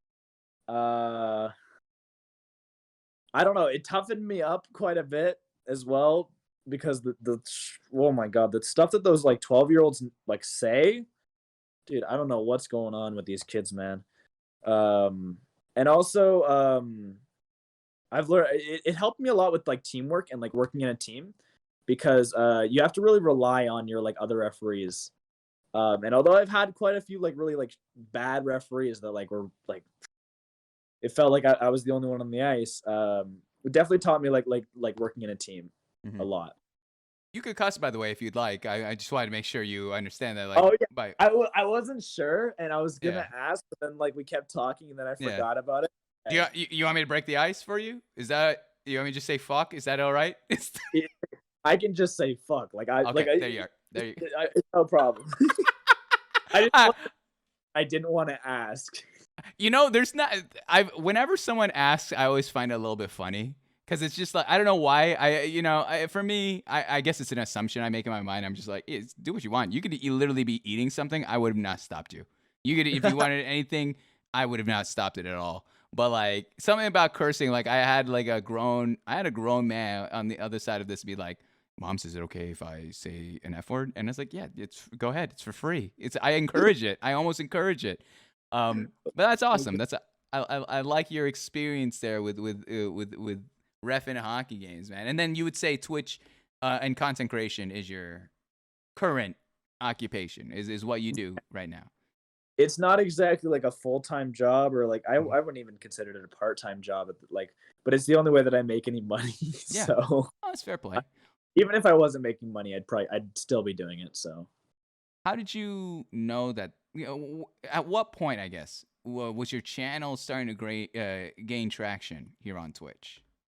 I would say okay, it was around when I met my best friend Luminara. She came into my chat. I was streaming Overwatch on my not my PlayStation, my PC.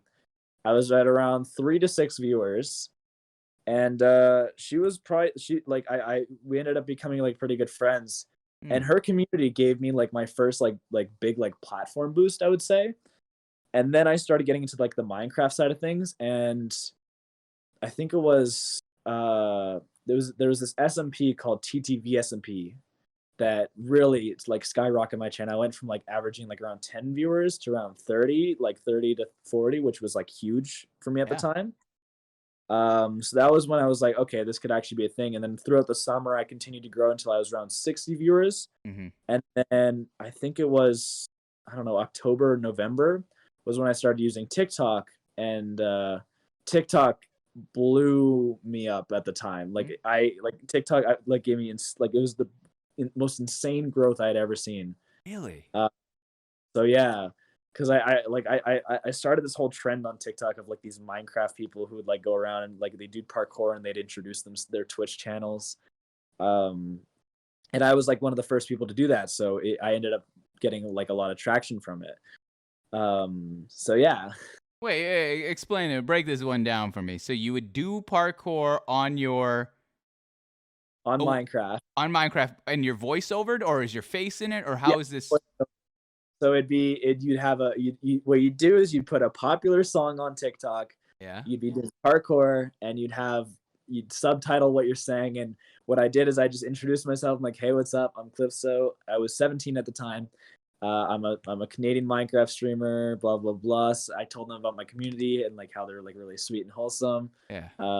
And like I could be like that streamer they watch when your favorites are offline. Blah blah blah. And that video did really well. And I had like, I don't know. I think I grew like 8,000 over a month, which is overnight. No, not overnight. I don't know. And like the next week, it was crazy. What? That's crazy. That's awesome, dude. I'm happy for you. That's so cool. It was insane.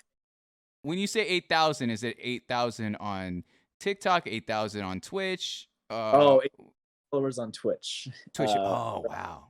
Yeah, TikTok was a lot bigger, but that's a little bit different. I think. That's cool. That's awesome. Yeah. Nice.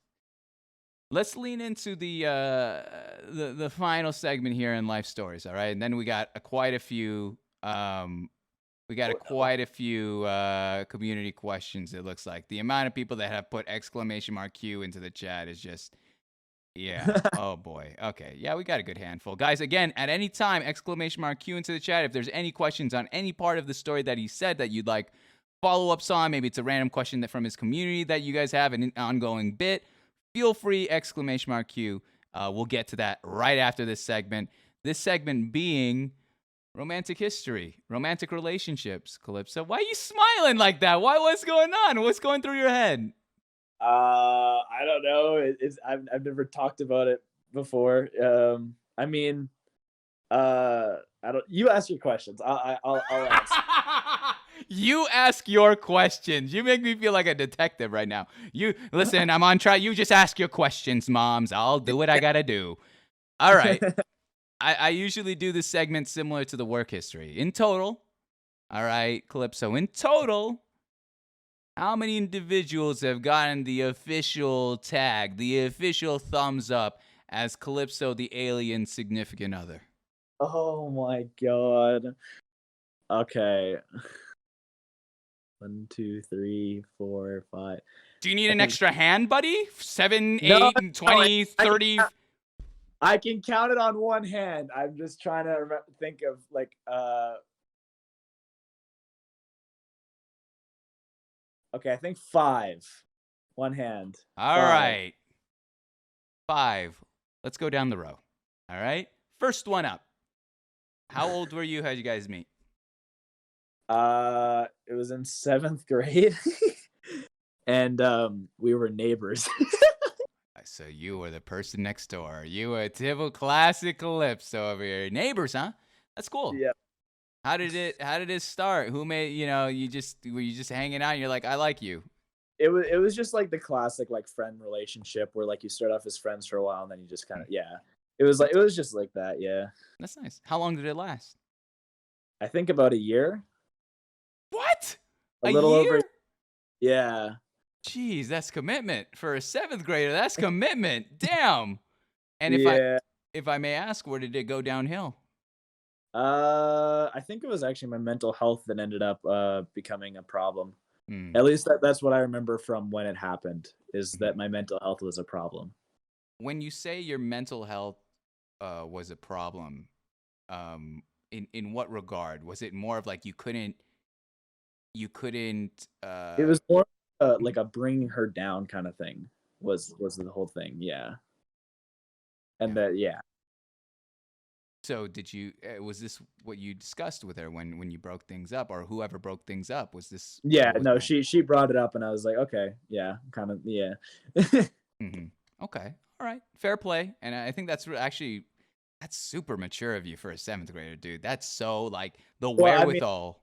It was 8th grade at the time, boy. I don't know. Okay, really? You're gonna flex? I mean, moms, listen here. I wasn't a baby. I was in 8th grade.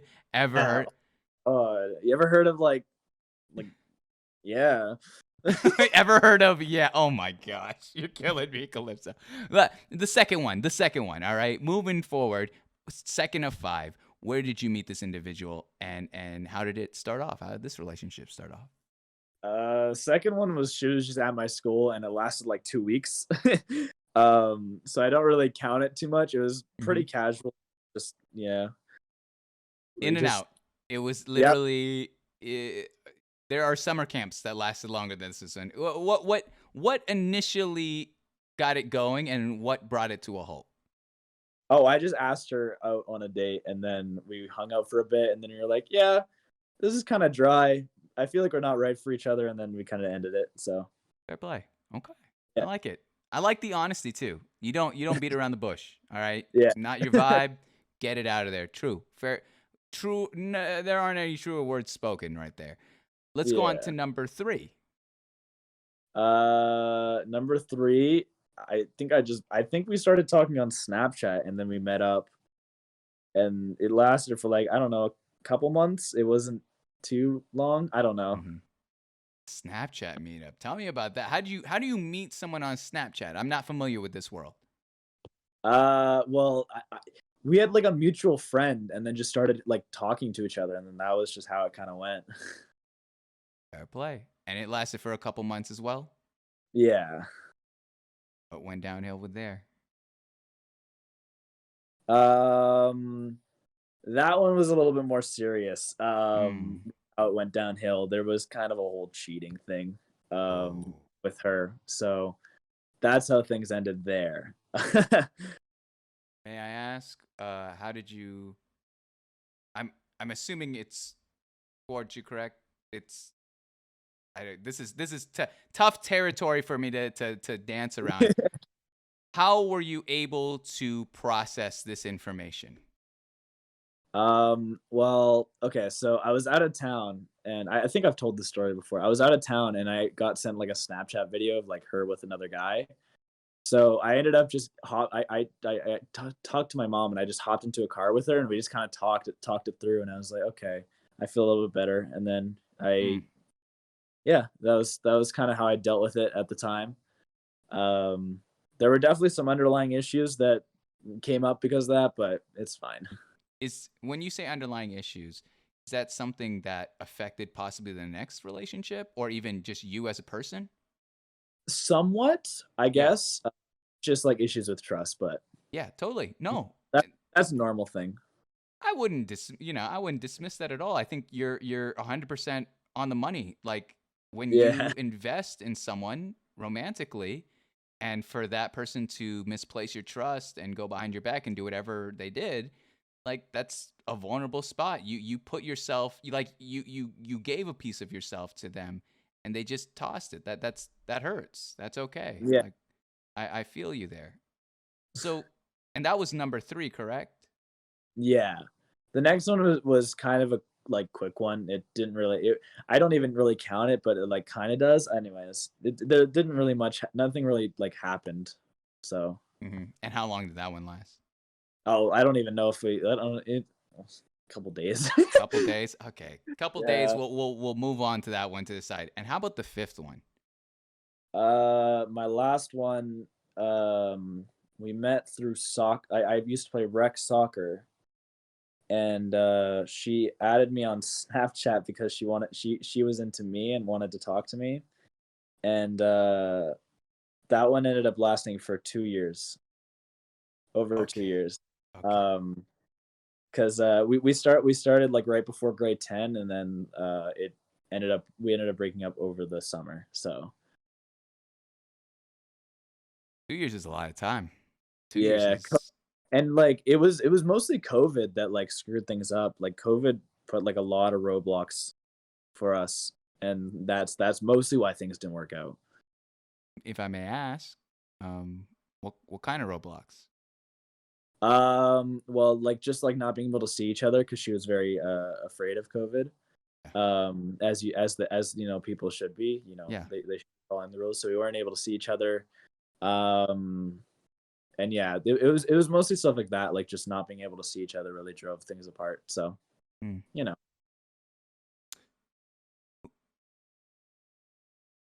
Where especially with 2 years worth of relationship, I think there's a lot there. There's a lot yeah. of memories, there's a lot of experiences, and a lot of moments shared.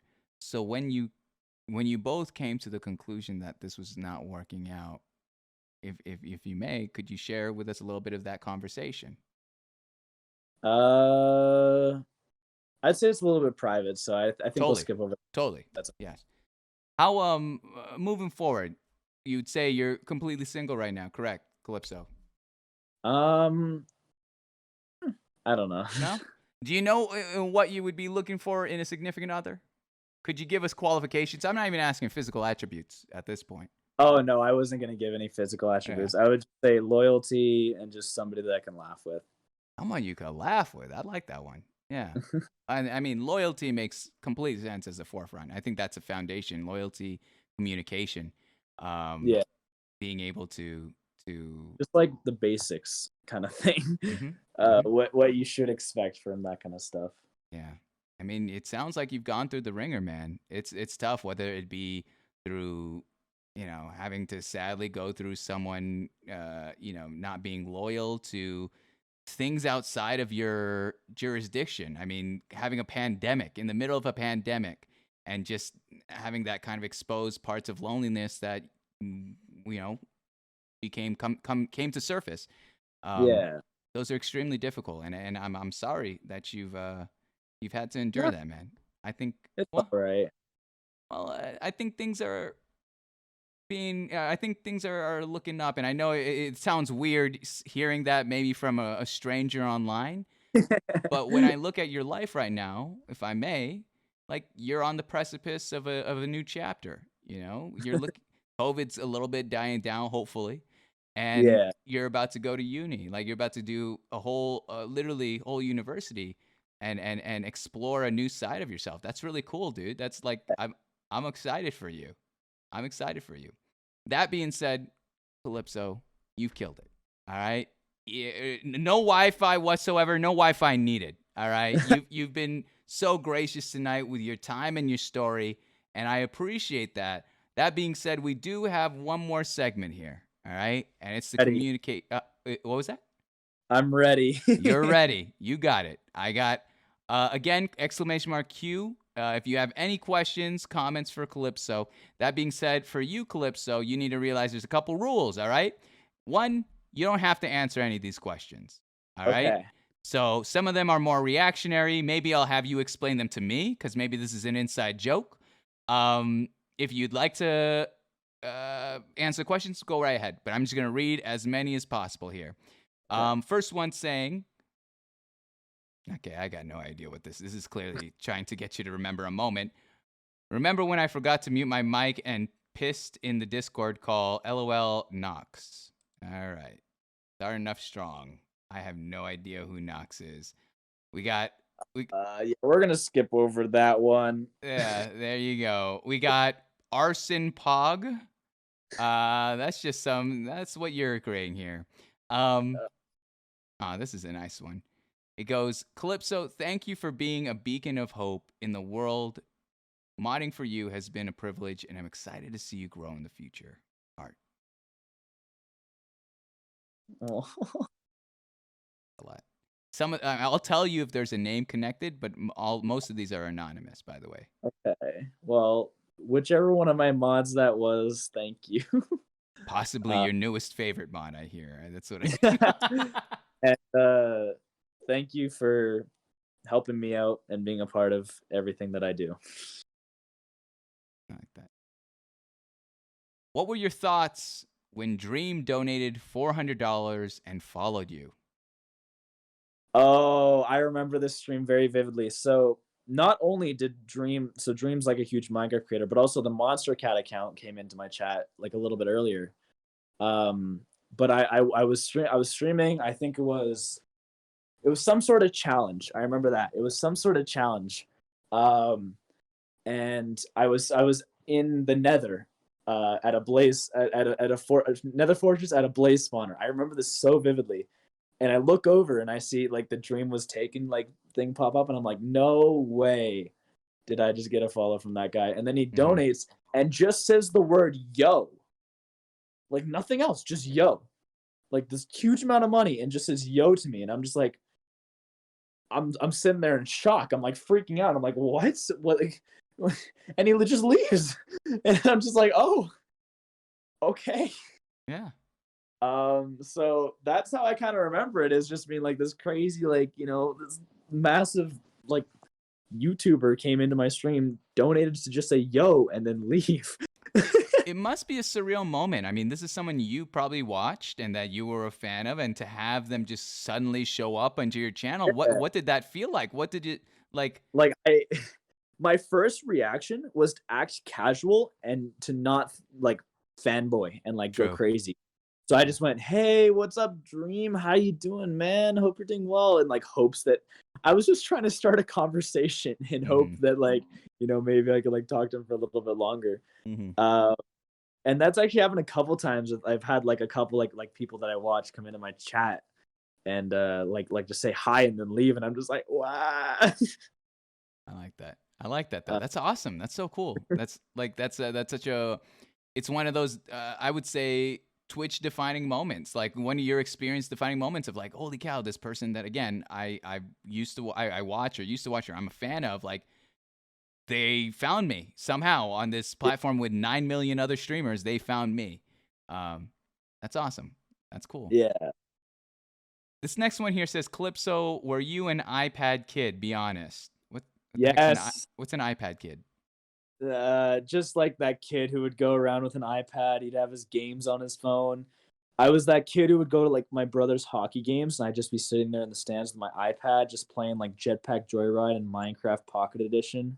Oh my god. So yes, I was an iPad kid.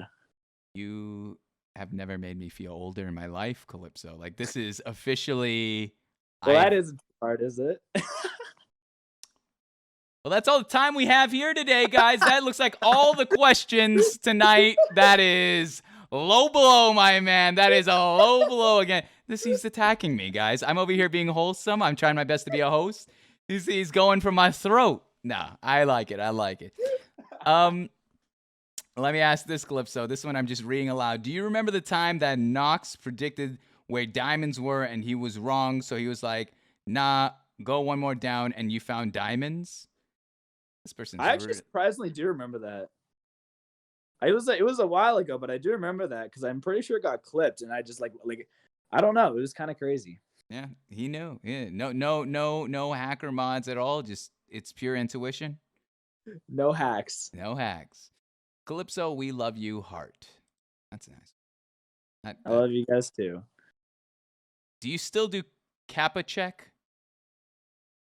Oh no, I don't anymore. So there was this thing. Yeah. I'm not even sure. It might be a rumor or not. I don't know if you've heard of it, but every day on Twitch, one lucky user, whenever they type Kappa, instead of it being a regular Kappa, it's a golden Kappa.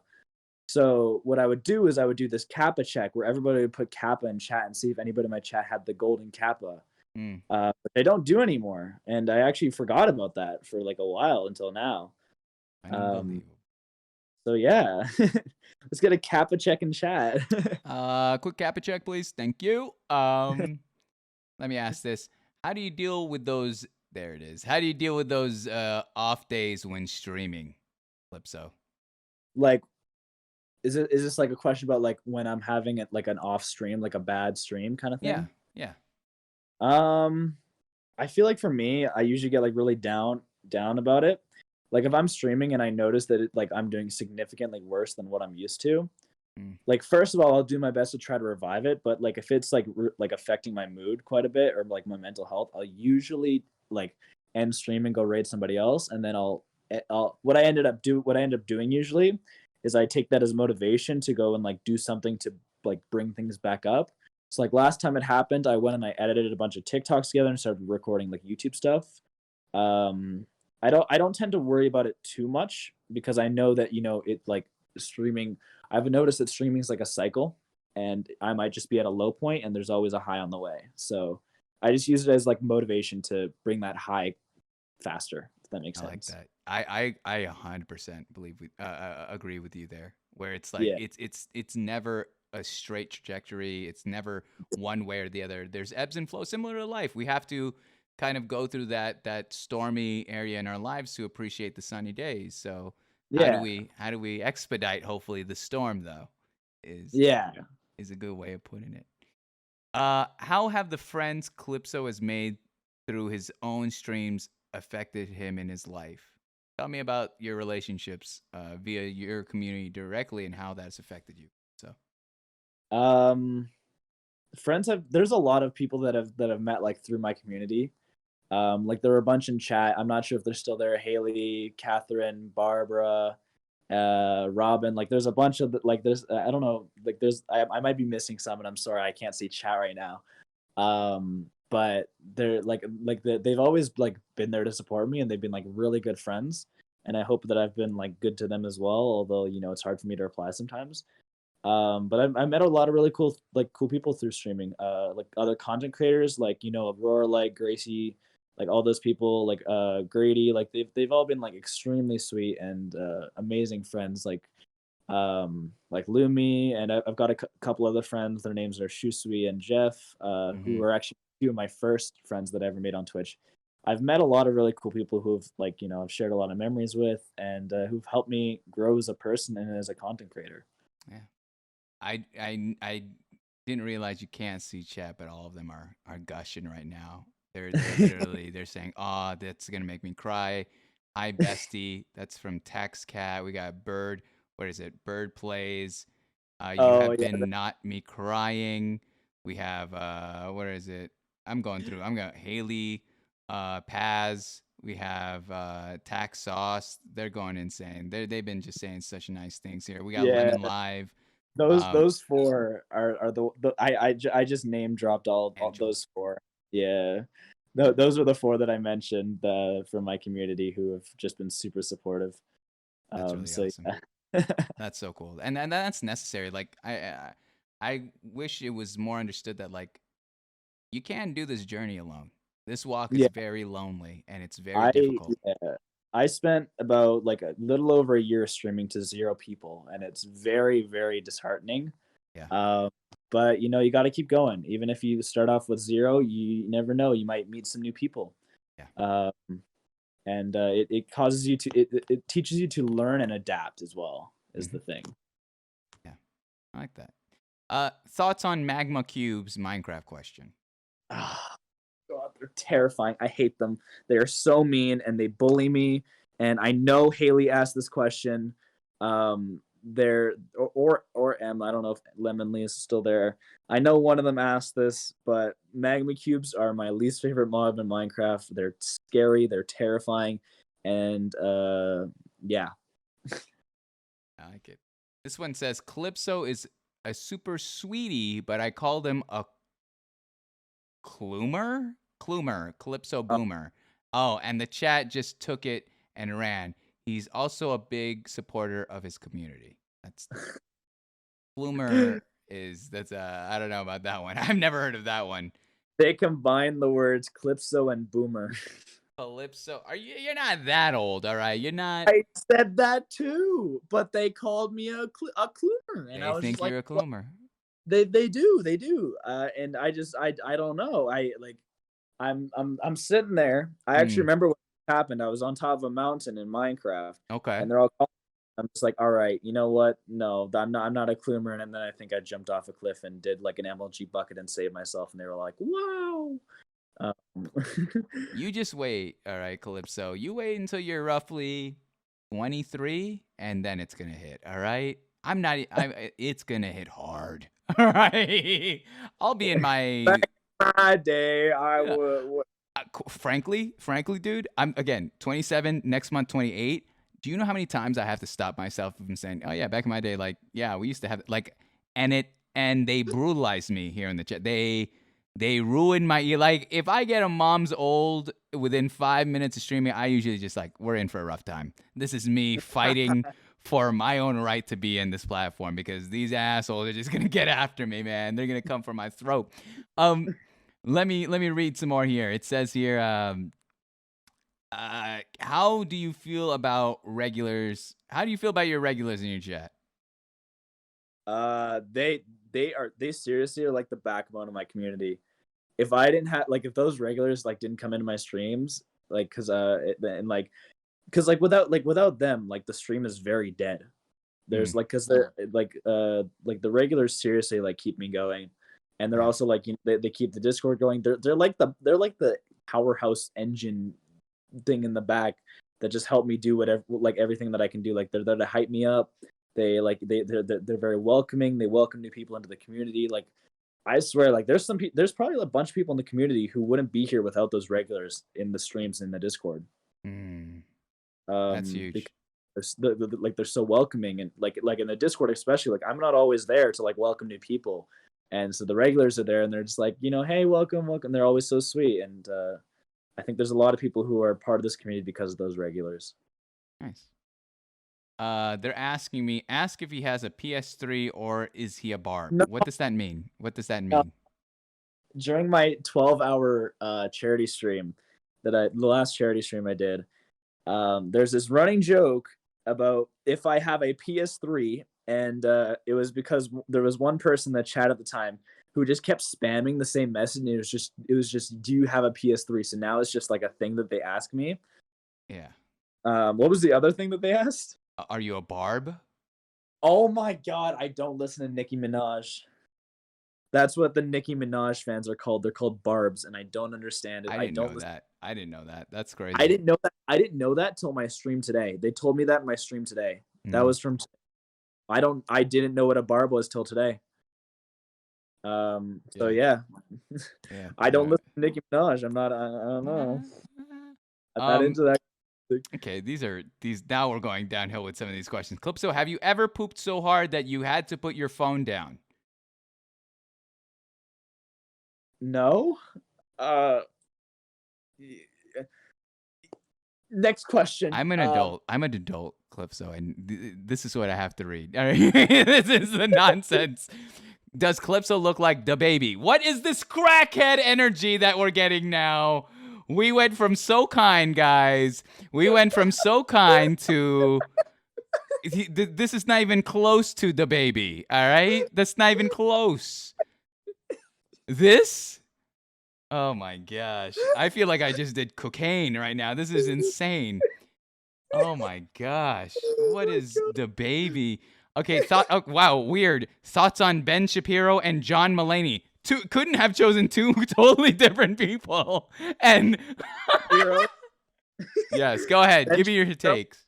Very interesting thoughts and opinions that I will not acknowledge because I don't know. I don't know what all I know is that he's got some very radical ideas, and some of them I'm not for. I don't think I'm for a lot of them. And John Mulaney is just fucking hilarious, and I love him. Yeah. I hope he gets better. I know he went to like rehab for a bit. He hasn't been doing that. I actually have an album of his comedy album, Saw It Live. Really? In theater. I'm a huge comedy nerd, man. That's one of my biggest passions in life. I used to do stand up. Is that like an what do you mean by album? Vinyl album.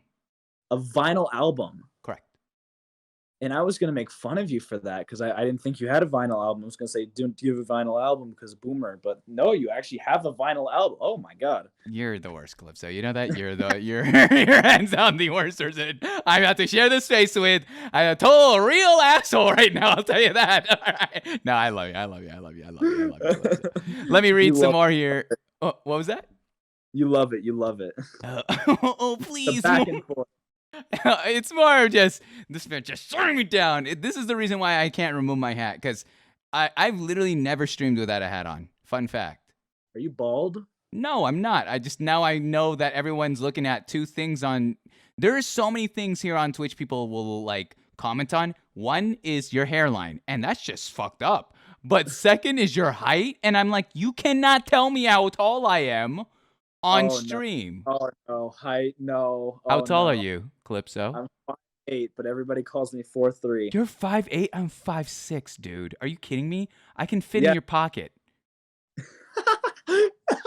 So, wait, was there a question about my height in there? No, that was from me. Anyway. Okay. This running joke. So I have a door that used to be in my background, and I stood next to it. It's an abnormally tall door, right? Yeah. So it made me look tiny, and everybody now calls me short. It's just been a running joke for what feels like years. Yeah. It's a running joke that I am short. How tall is the door? Like, I don't know, 7 feet tall. I don't know. That seems like a regular door to me. I don't know. I'm starting to smell a little bullshit. I smell a little bullshit on this show right here.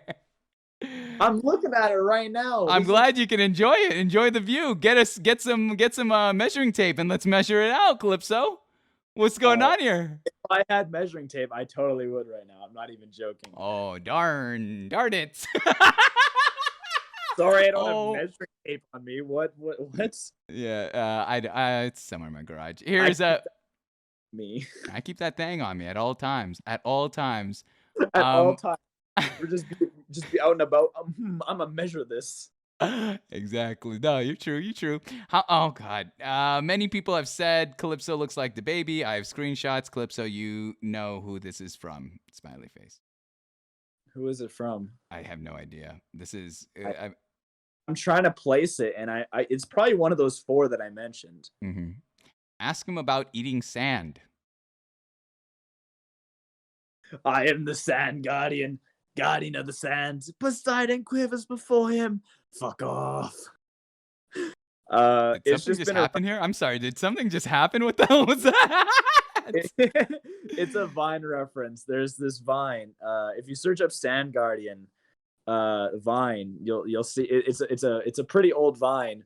But there's like this running joke where I just pick up sand in my Minecraft world and I'm like, I'm going to eat the sand, yummy sand. And that's basically it. Oh my gosh, that terrified me. You went into like sicko mode and you just blacked out for a second and started reciting some sort of lyrics to me. I don't know what the hell was going on. I thought we were having an issue, my man. I thought we were going to have an issue. I'm being hacked. Hello. Yeah. Do you think it's necessarily a bad thing to see Twitch as purely business? I don't see it as purely business. I do see the business side of it, but I also see like a very social and like community based side of it. And that's what I try to look at most is like that whole community side of it. I do understand that I do have to look at the business side of it in order to succeed. But I do think that it's kind of problematic for it to be 100% business and not because I've seen a lot of streamers who like they like I don't know if you've seen that famous clip where it's like $5. Of If course. you have enough, yeah, you've seen that. It's like that kind of stuff, like where it becomes like like oh well, like you forget that there's people behind like the screens watching, right? Yeah. I feel like that's an important part of Twitch, and that's what makes it so special is that whole community, right? True. So, although I do acknowledge that there is a business side of it, I think that it's only fair to see like the what's it called, the like both the community and the community side of it. I like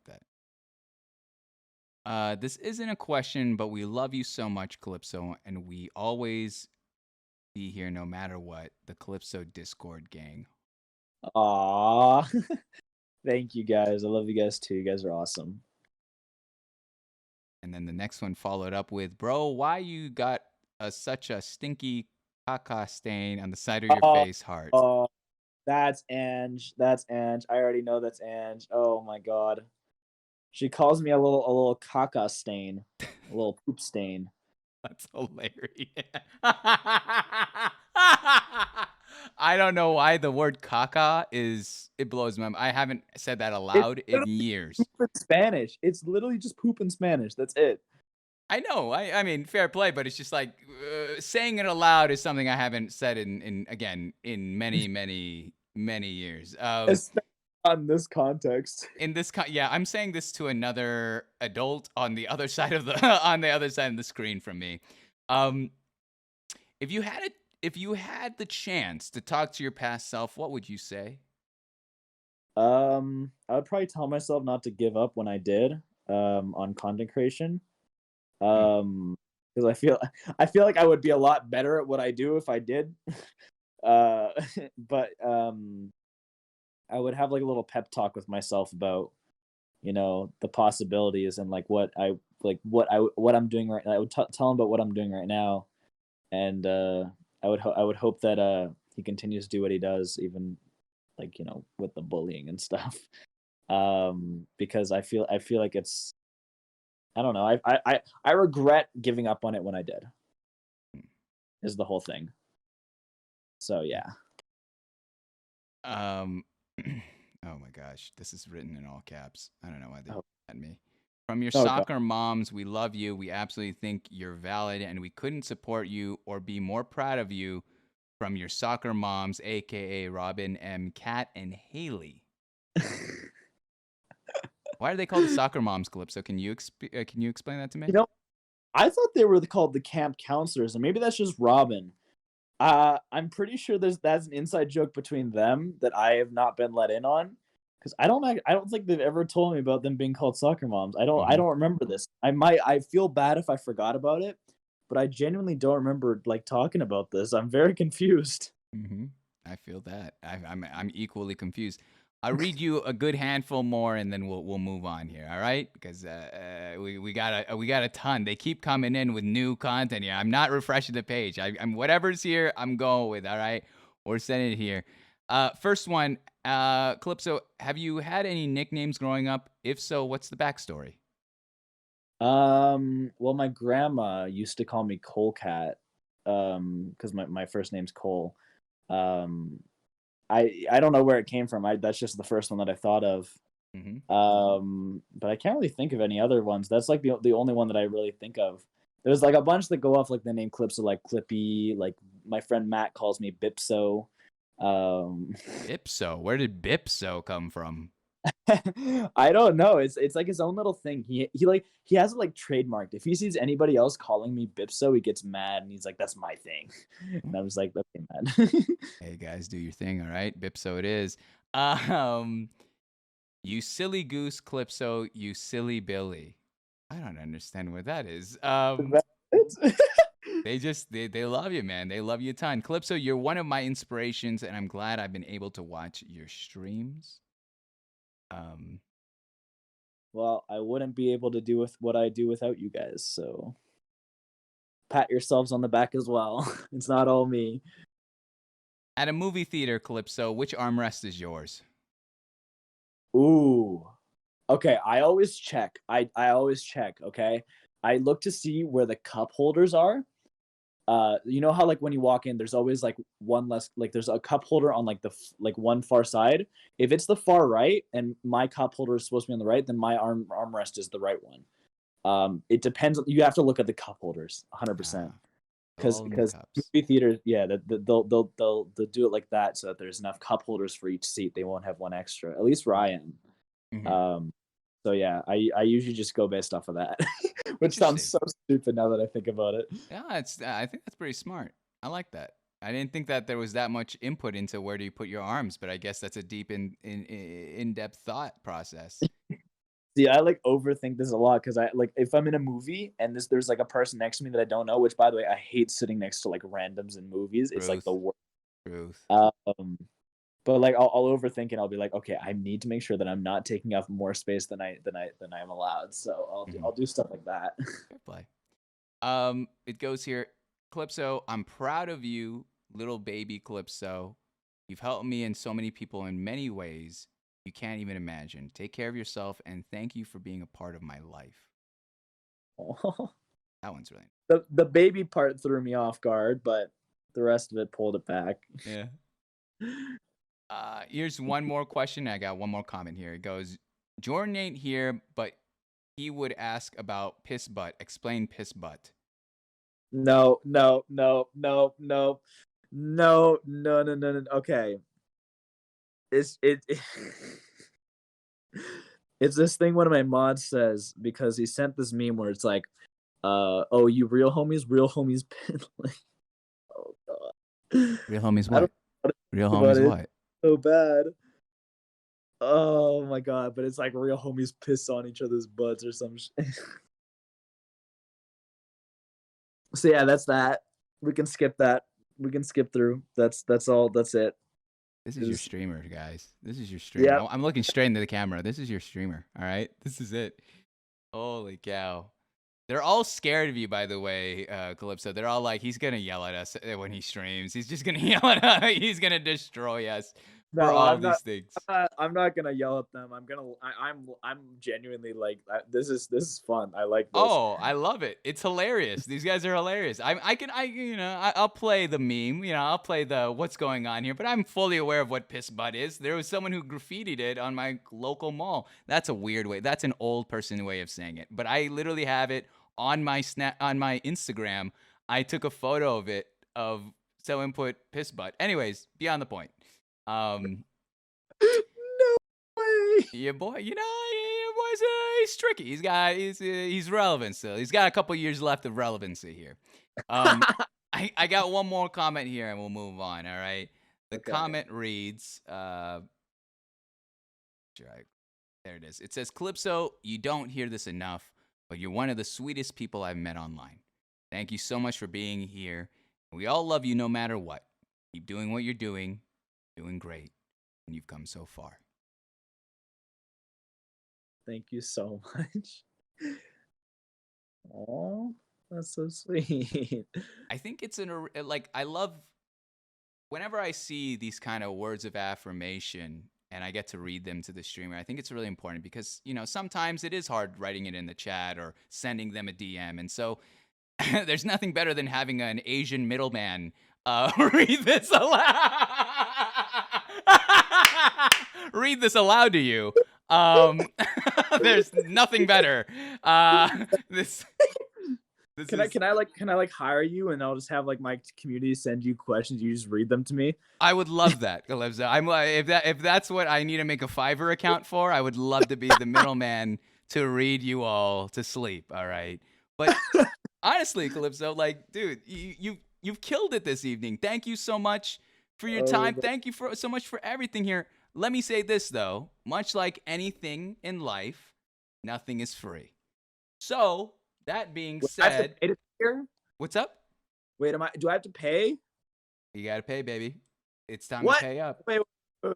This is not part of the agreement at the start. Show isn't free. It's fine. Hey, the Twitch people know about this, all right? No. I need you to do a couple favors for me, all right? Okay. Everything's monetarily wise costs $0. Okay? Okay. I got you. Hey, we're on that streamer salary, my man. We're on that streamer salary, all right? I'm going to take my 1 bit and go to McDonald's and we'll see what we can get. How much chicken nuggets can I get for this many? I'm going to throw my bits on the counter. Cutouts of like the little bits. If I do a Fortnite dance, will you how many kills in Tomato Town will you give me for a Big Mac? Like, it's terrible. See, again, grown-ass man having to... when I heard what they did to one of my favorite songs, American Boy by Kanye West and Estelle, take me on a trip, I'd like to go some... And then what they did was, Victory Royale, that... my gut. On the floor right now, just like Tomato Town.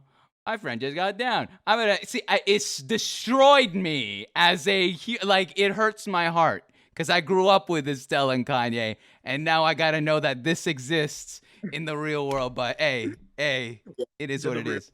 We got Fortnite. Welcome, buddies. But no, Calypso, I'm trying to bring us back here, all right? This show's off the damn rails.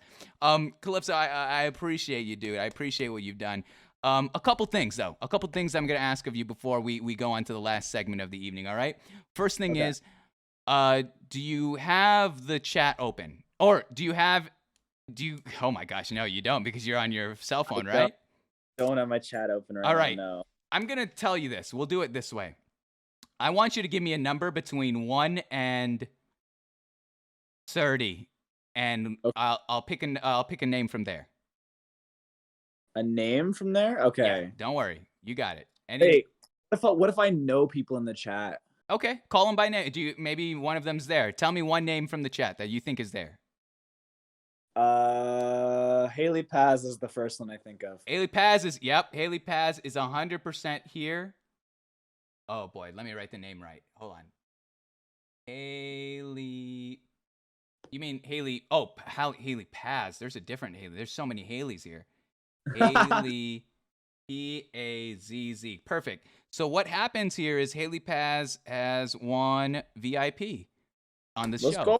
We only have 5 of them, all right? And the thing is this. Here's the rule. You now have to choose who is kicked out of the 5. All right? Calypso, hey, buddy. Don't worry. I'll wear it here. All right. So I'm gonna read you 5 names, and I just want you to choose one that's gonna be out of here. All right. Okay. Where's the least funny name I'm gonna choose? All right. Good call. No hard. We'll see about that. All right. So we have Veiling Globe 585. We have Flea Puff. We have Dr. P. We have over_the_cloud, and we have Weeping Willow 129. Which of those you don't even have to say their name. You could say 1, 2, 3, or 4 or 5. I'm gonna say 1. I'm gonna say number 1. Veiling Globe. He's literally the one person that's here. in his face, you Okay, chose wait. Okay, wait. Number five. Number five. All right, fine. I'll let you. I feel so bad. I didn't realize. I'll let it slide. Weeping Willow. Don't worry. Yeah, he's. You got it. Okay. Cool. I thought you were about to say that they're there too, and I was about to freak out. Yeah, because I can't get rid of Mr. P. That's hilarious. Yeah, that's hilarious. That's a good name. That's a solid name. Dr. That P. is. Oh my gosh. Oh, Dr. P. That's what it is. Two more things here. All right. First thing is you've gone through the gauntlet with me. You know, we've been here for 2.5 hours. We've talked about your life. We've celebrated your time on Twitch, on YouTube. We talked about, you know, family, friends, education, work, romantic history. You even were able to answer some questions directly from the community. So my question is similar to what I've asked Gracie, is who would you like to watch on the show? I'm always looking for new streamers, not just to talk to, but to watch on Twitch. Who is someone that you would like to see go through the ringer and maybe learn about their life outside of this platform as well? You had Christian on the show, right? Aurora Light? Of course, yeah. Okay. Do you know who Matt Hoot is? I don't. Could you spell that for me? Matthoot. Matt Hoot. Tell me why you chose Matt Hoot. Well, he's one of my closest friends that I've known for a while, and he's always there for me. And I don't know. I think he'd have fun with this. Oh, I'm not sure, but I think he would. I hope he would. I think he'll have fun with this. That is. So. All right, dope. And if there's one last thing you could do for me, Calypso, before we enter into the last segment here, is okay. I want honesty. All right, I want honesty. All right. Okay. Tell me your time on this show. Tell me your experience. How was it being a guest on this show? It was pretty good. I had fun. The time flew by. I genuinely didn't think it would I thought it was going to be like an hour, like at the most, but I didn't realize how fast the time flew. I was having fun. It was good. I appreciate that. All right. And scene. Now we can cut the bullshit here. Let's get into what we're leaning into. All right. Let me say this, Calypso. You've been an absolute pleasure to have. Honestly, it's been so much fun learning about your life, and celebrating you, especially, and seeing your community. I know you can't see because you're on mobile, but seeing what your community is set up front, they have pestered me to say, tell it's from the soccer moms. Tell Calypso we love him from the soccer moms. Tell it from all of us. And I'm like, all right, I'm trying to be professional, but we'll see. That being said, I always tell people this show, Inside the Streamer Studio, came from an old 90s show called Inside the Actor Studio, where this dude, I know, this dude, James Lipton, who was literally a teacher. Is that like the T brand? No, but good guess. That's actually, I never thought about that. Maybe. I don't think so. I'm 99% sure no. Okay. But what he did was he'd bring actors, actresses, entertainers into his auditorium classroom, and he'd interview them. He'd talk about their personal lives and then their discography that they had on screen. And as an homage to him, I end this show the exact same way as he has ended his show for 23 years. He has 10 questions that he asked every guest. And so for 65 times I've done this show, Calypso, almost a year. You've asked 10 questions. The same 10 questions. And I'm going to do that with you here tonight. Okay, I'm ready. All right. There's 2 rules. Okay. There's 2 rules, Calypso. All right? Are you ready for it? Yes. So the first rule is that you do, in fact, have to answer all the questions. Okay. And that I'm going to stay silent throughout this process. So once you answer this question, I'm going to wait for a moment silent. I'm going to read you the next question. That's actually the first rule. Technically, there's 3 rules. I put 2 in there. So the third rule is that try to keep it within one thought process. So not one word, not one paragraph, just one thought. That's it. Very simple. All right? Okay, I'm ready. You got the 3 rules. All right.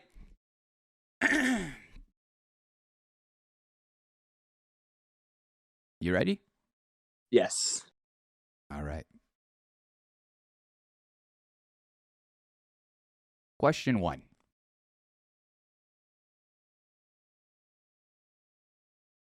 What is your favorite word? Kerfuffle. What is your least favorite word?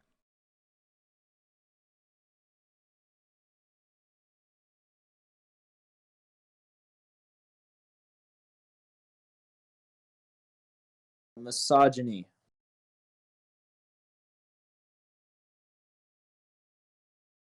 What turns you on?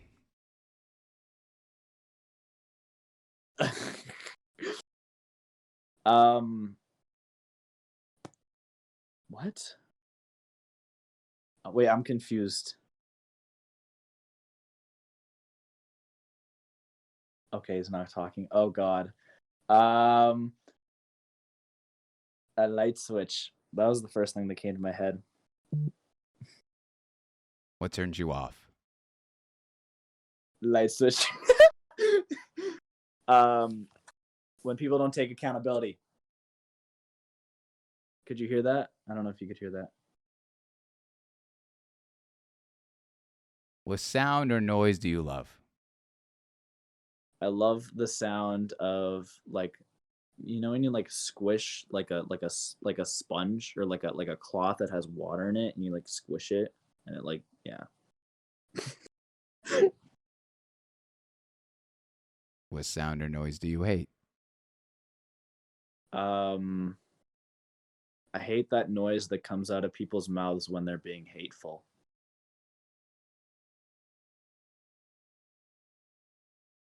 What is your favorite curse word?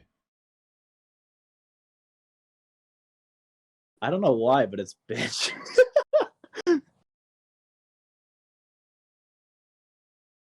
What profession other than your own would you like to attempt? I'd probably want to be a social media manager for like a big company. I think that'd be fun.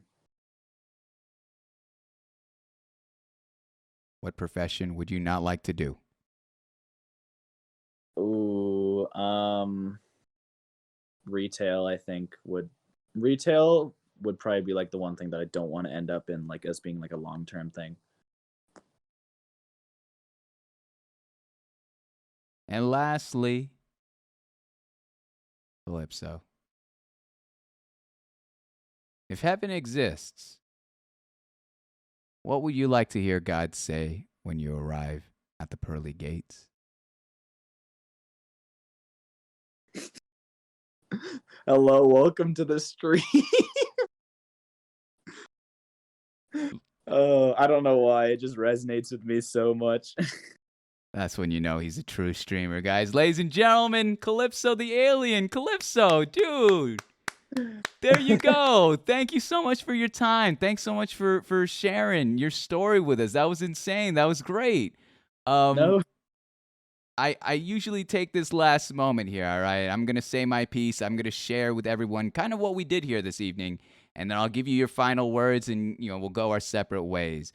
But Okay. here's the thing, Calypso, all right? You a senior in high school. If I'm not mistaken, how was that? Sorry, I missed like a little bit of that because the soccer moms called me on Discord, like messed with my thing. Oh my gosh. Let me explain to you. So, did you get I'll just repeat it all. So, basically what's going to happen here is I'm going to share with everyone what we've done here this evening, and then I'm going to give you the final word, and then we'll go our separate ways here, all right? But Okay.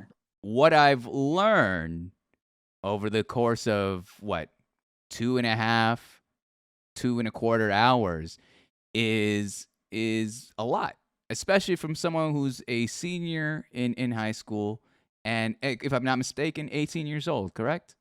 Yes. That's really cool. I would say this, Calypso, first and foremost, it's very evident how loved you are, not just by your community, but other streamers. And I think that is a testament to who you are, not just as a streamer, and not even just as a content creator, but the core of who you are as a person. This industry can get a little tiresome. It can wear on an individual, and especially as someone as young as yourself, who has a lot of things to look forward to. I know I sound like an old person, but like you're going into your first year of university. You know, you've got this clean slate on you, where it's like all those things that were harboring you in middle school and in high school, those things where they wouldn't stop, calling your name or picking on these little things in your life. You get to walk and finally live in your own truth, live in how you want to in this next chapter in your life. And I'm so excited for you, and I want to empower you in that journey. And I'm all eyes. I can't wait to continue to watch you if this is something that you continue to pursue, content creation and streaming specifically, Calypso. But man, it's no surprise why Gracie chose you for this evening. It's no surprise why these individuals, while they may call you Klumer or 5'3" or whatever, why they appreciate and they love you, and why they let you into their lives as much as you let them into yours. And I think that's really cool, Calypso. Honestly, I think what you've built, not just with you, but with the OGs in your community and especially your mods, is something really special. And I hope that you wake up and any time that you're about to go live, that you realize how special what you're doing is, not just to Twitch or YouTube, but in my opinion, to the world. So, Calypso, you get the last word, though. Is there anything you'd like to say to the people that are watching here tonight, maybe to the future on YouTube, Spotify, whatever it may be? Well, to those of you who came out here to see me and learn more about me, thank you for supporting me, and you're amazing. And I wouldn't be on this show without you guys. And to the people who haven't met me yet and are supporting moms or just interested in other streamers, thanks for spending some time to get to know me. And I hope you have an amazing rest of your day / night / whatever time it is for you. And yeah, that's it. There it is. All right, Calypso, you take care. You enjoy the rest of your evening. Go to bed, get something to eat, whatever it may be. But thank you so much for your time, and thanks so much for joining me, my man. All right? Thanks so much for having me. I will talk to you later. I'll talk to you later, too. Have a good night. See ya.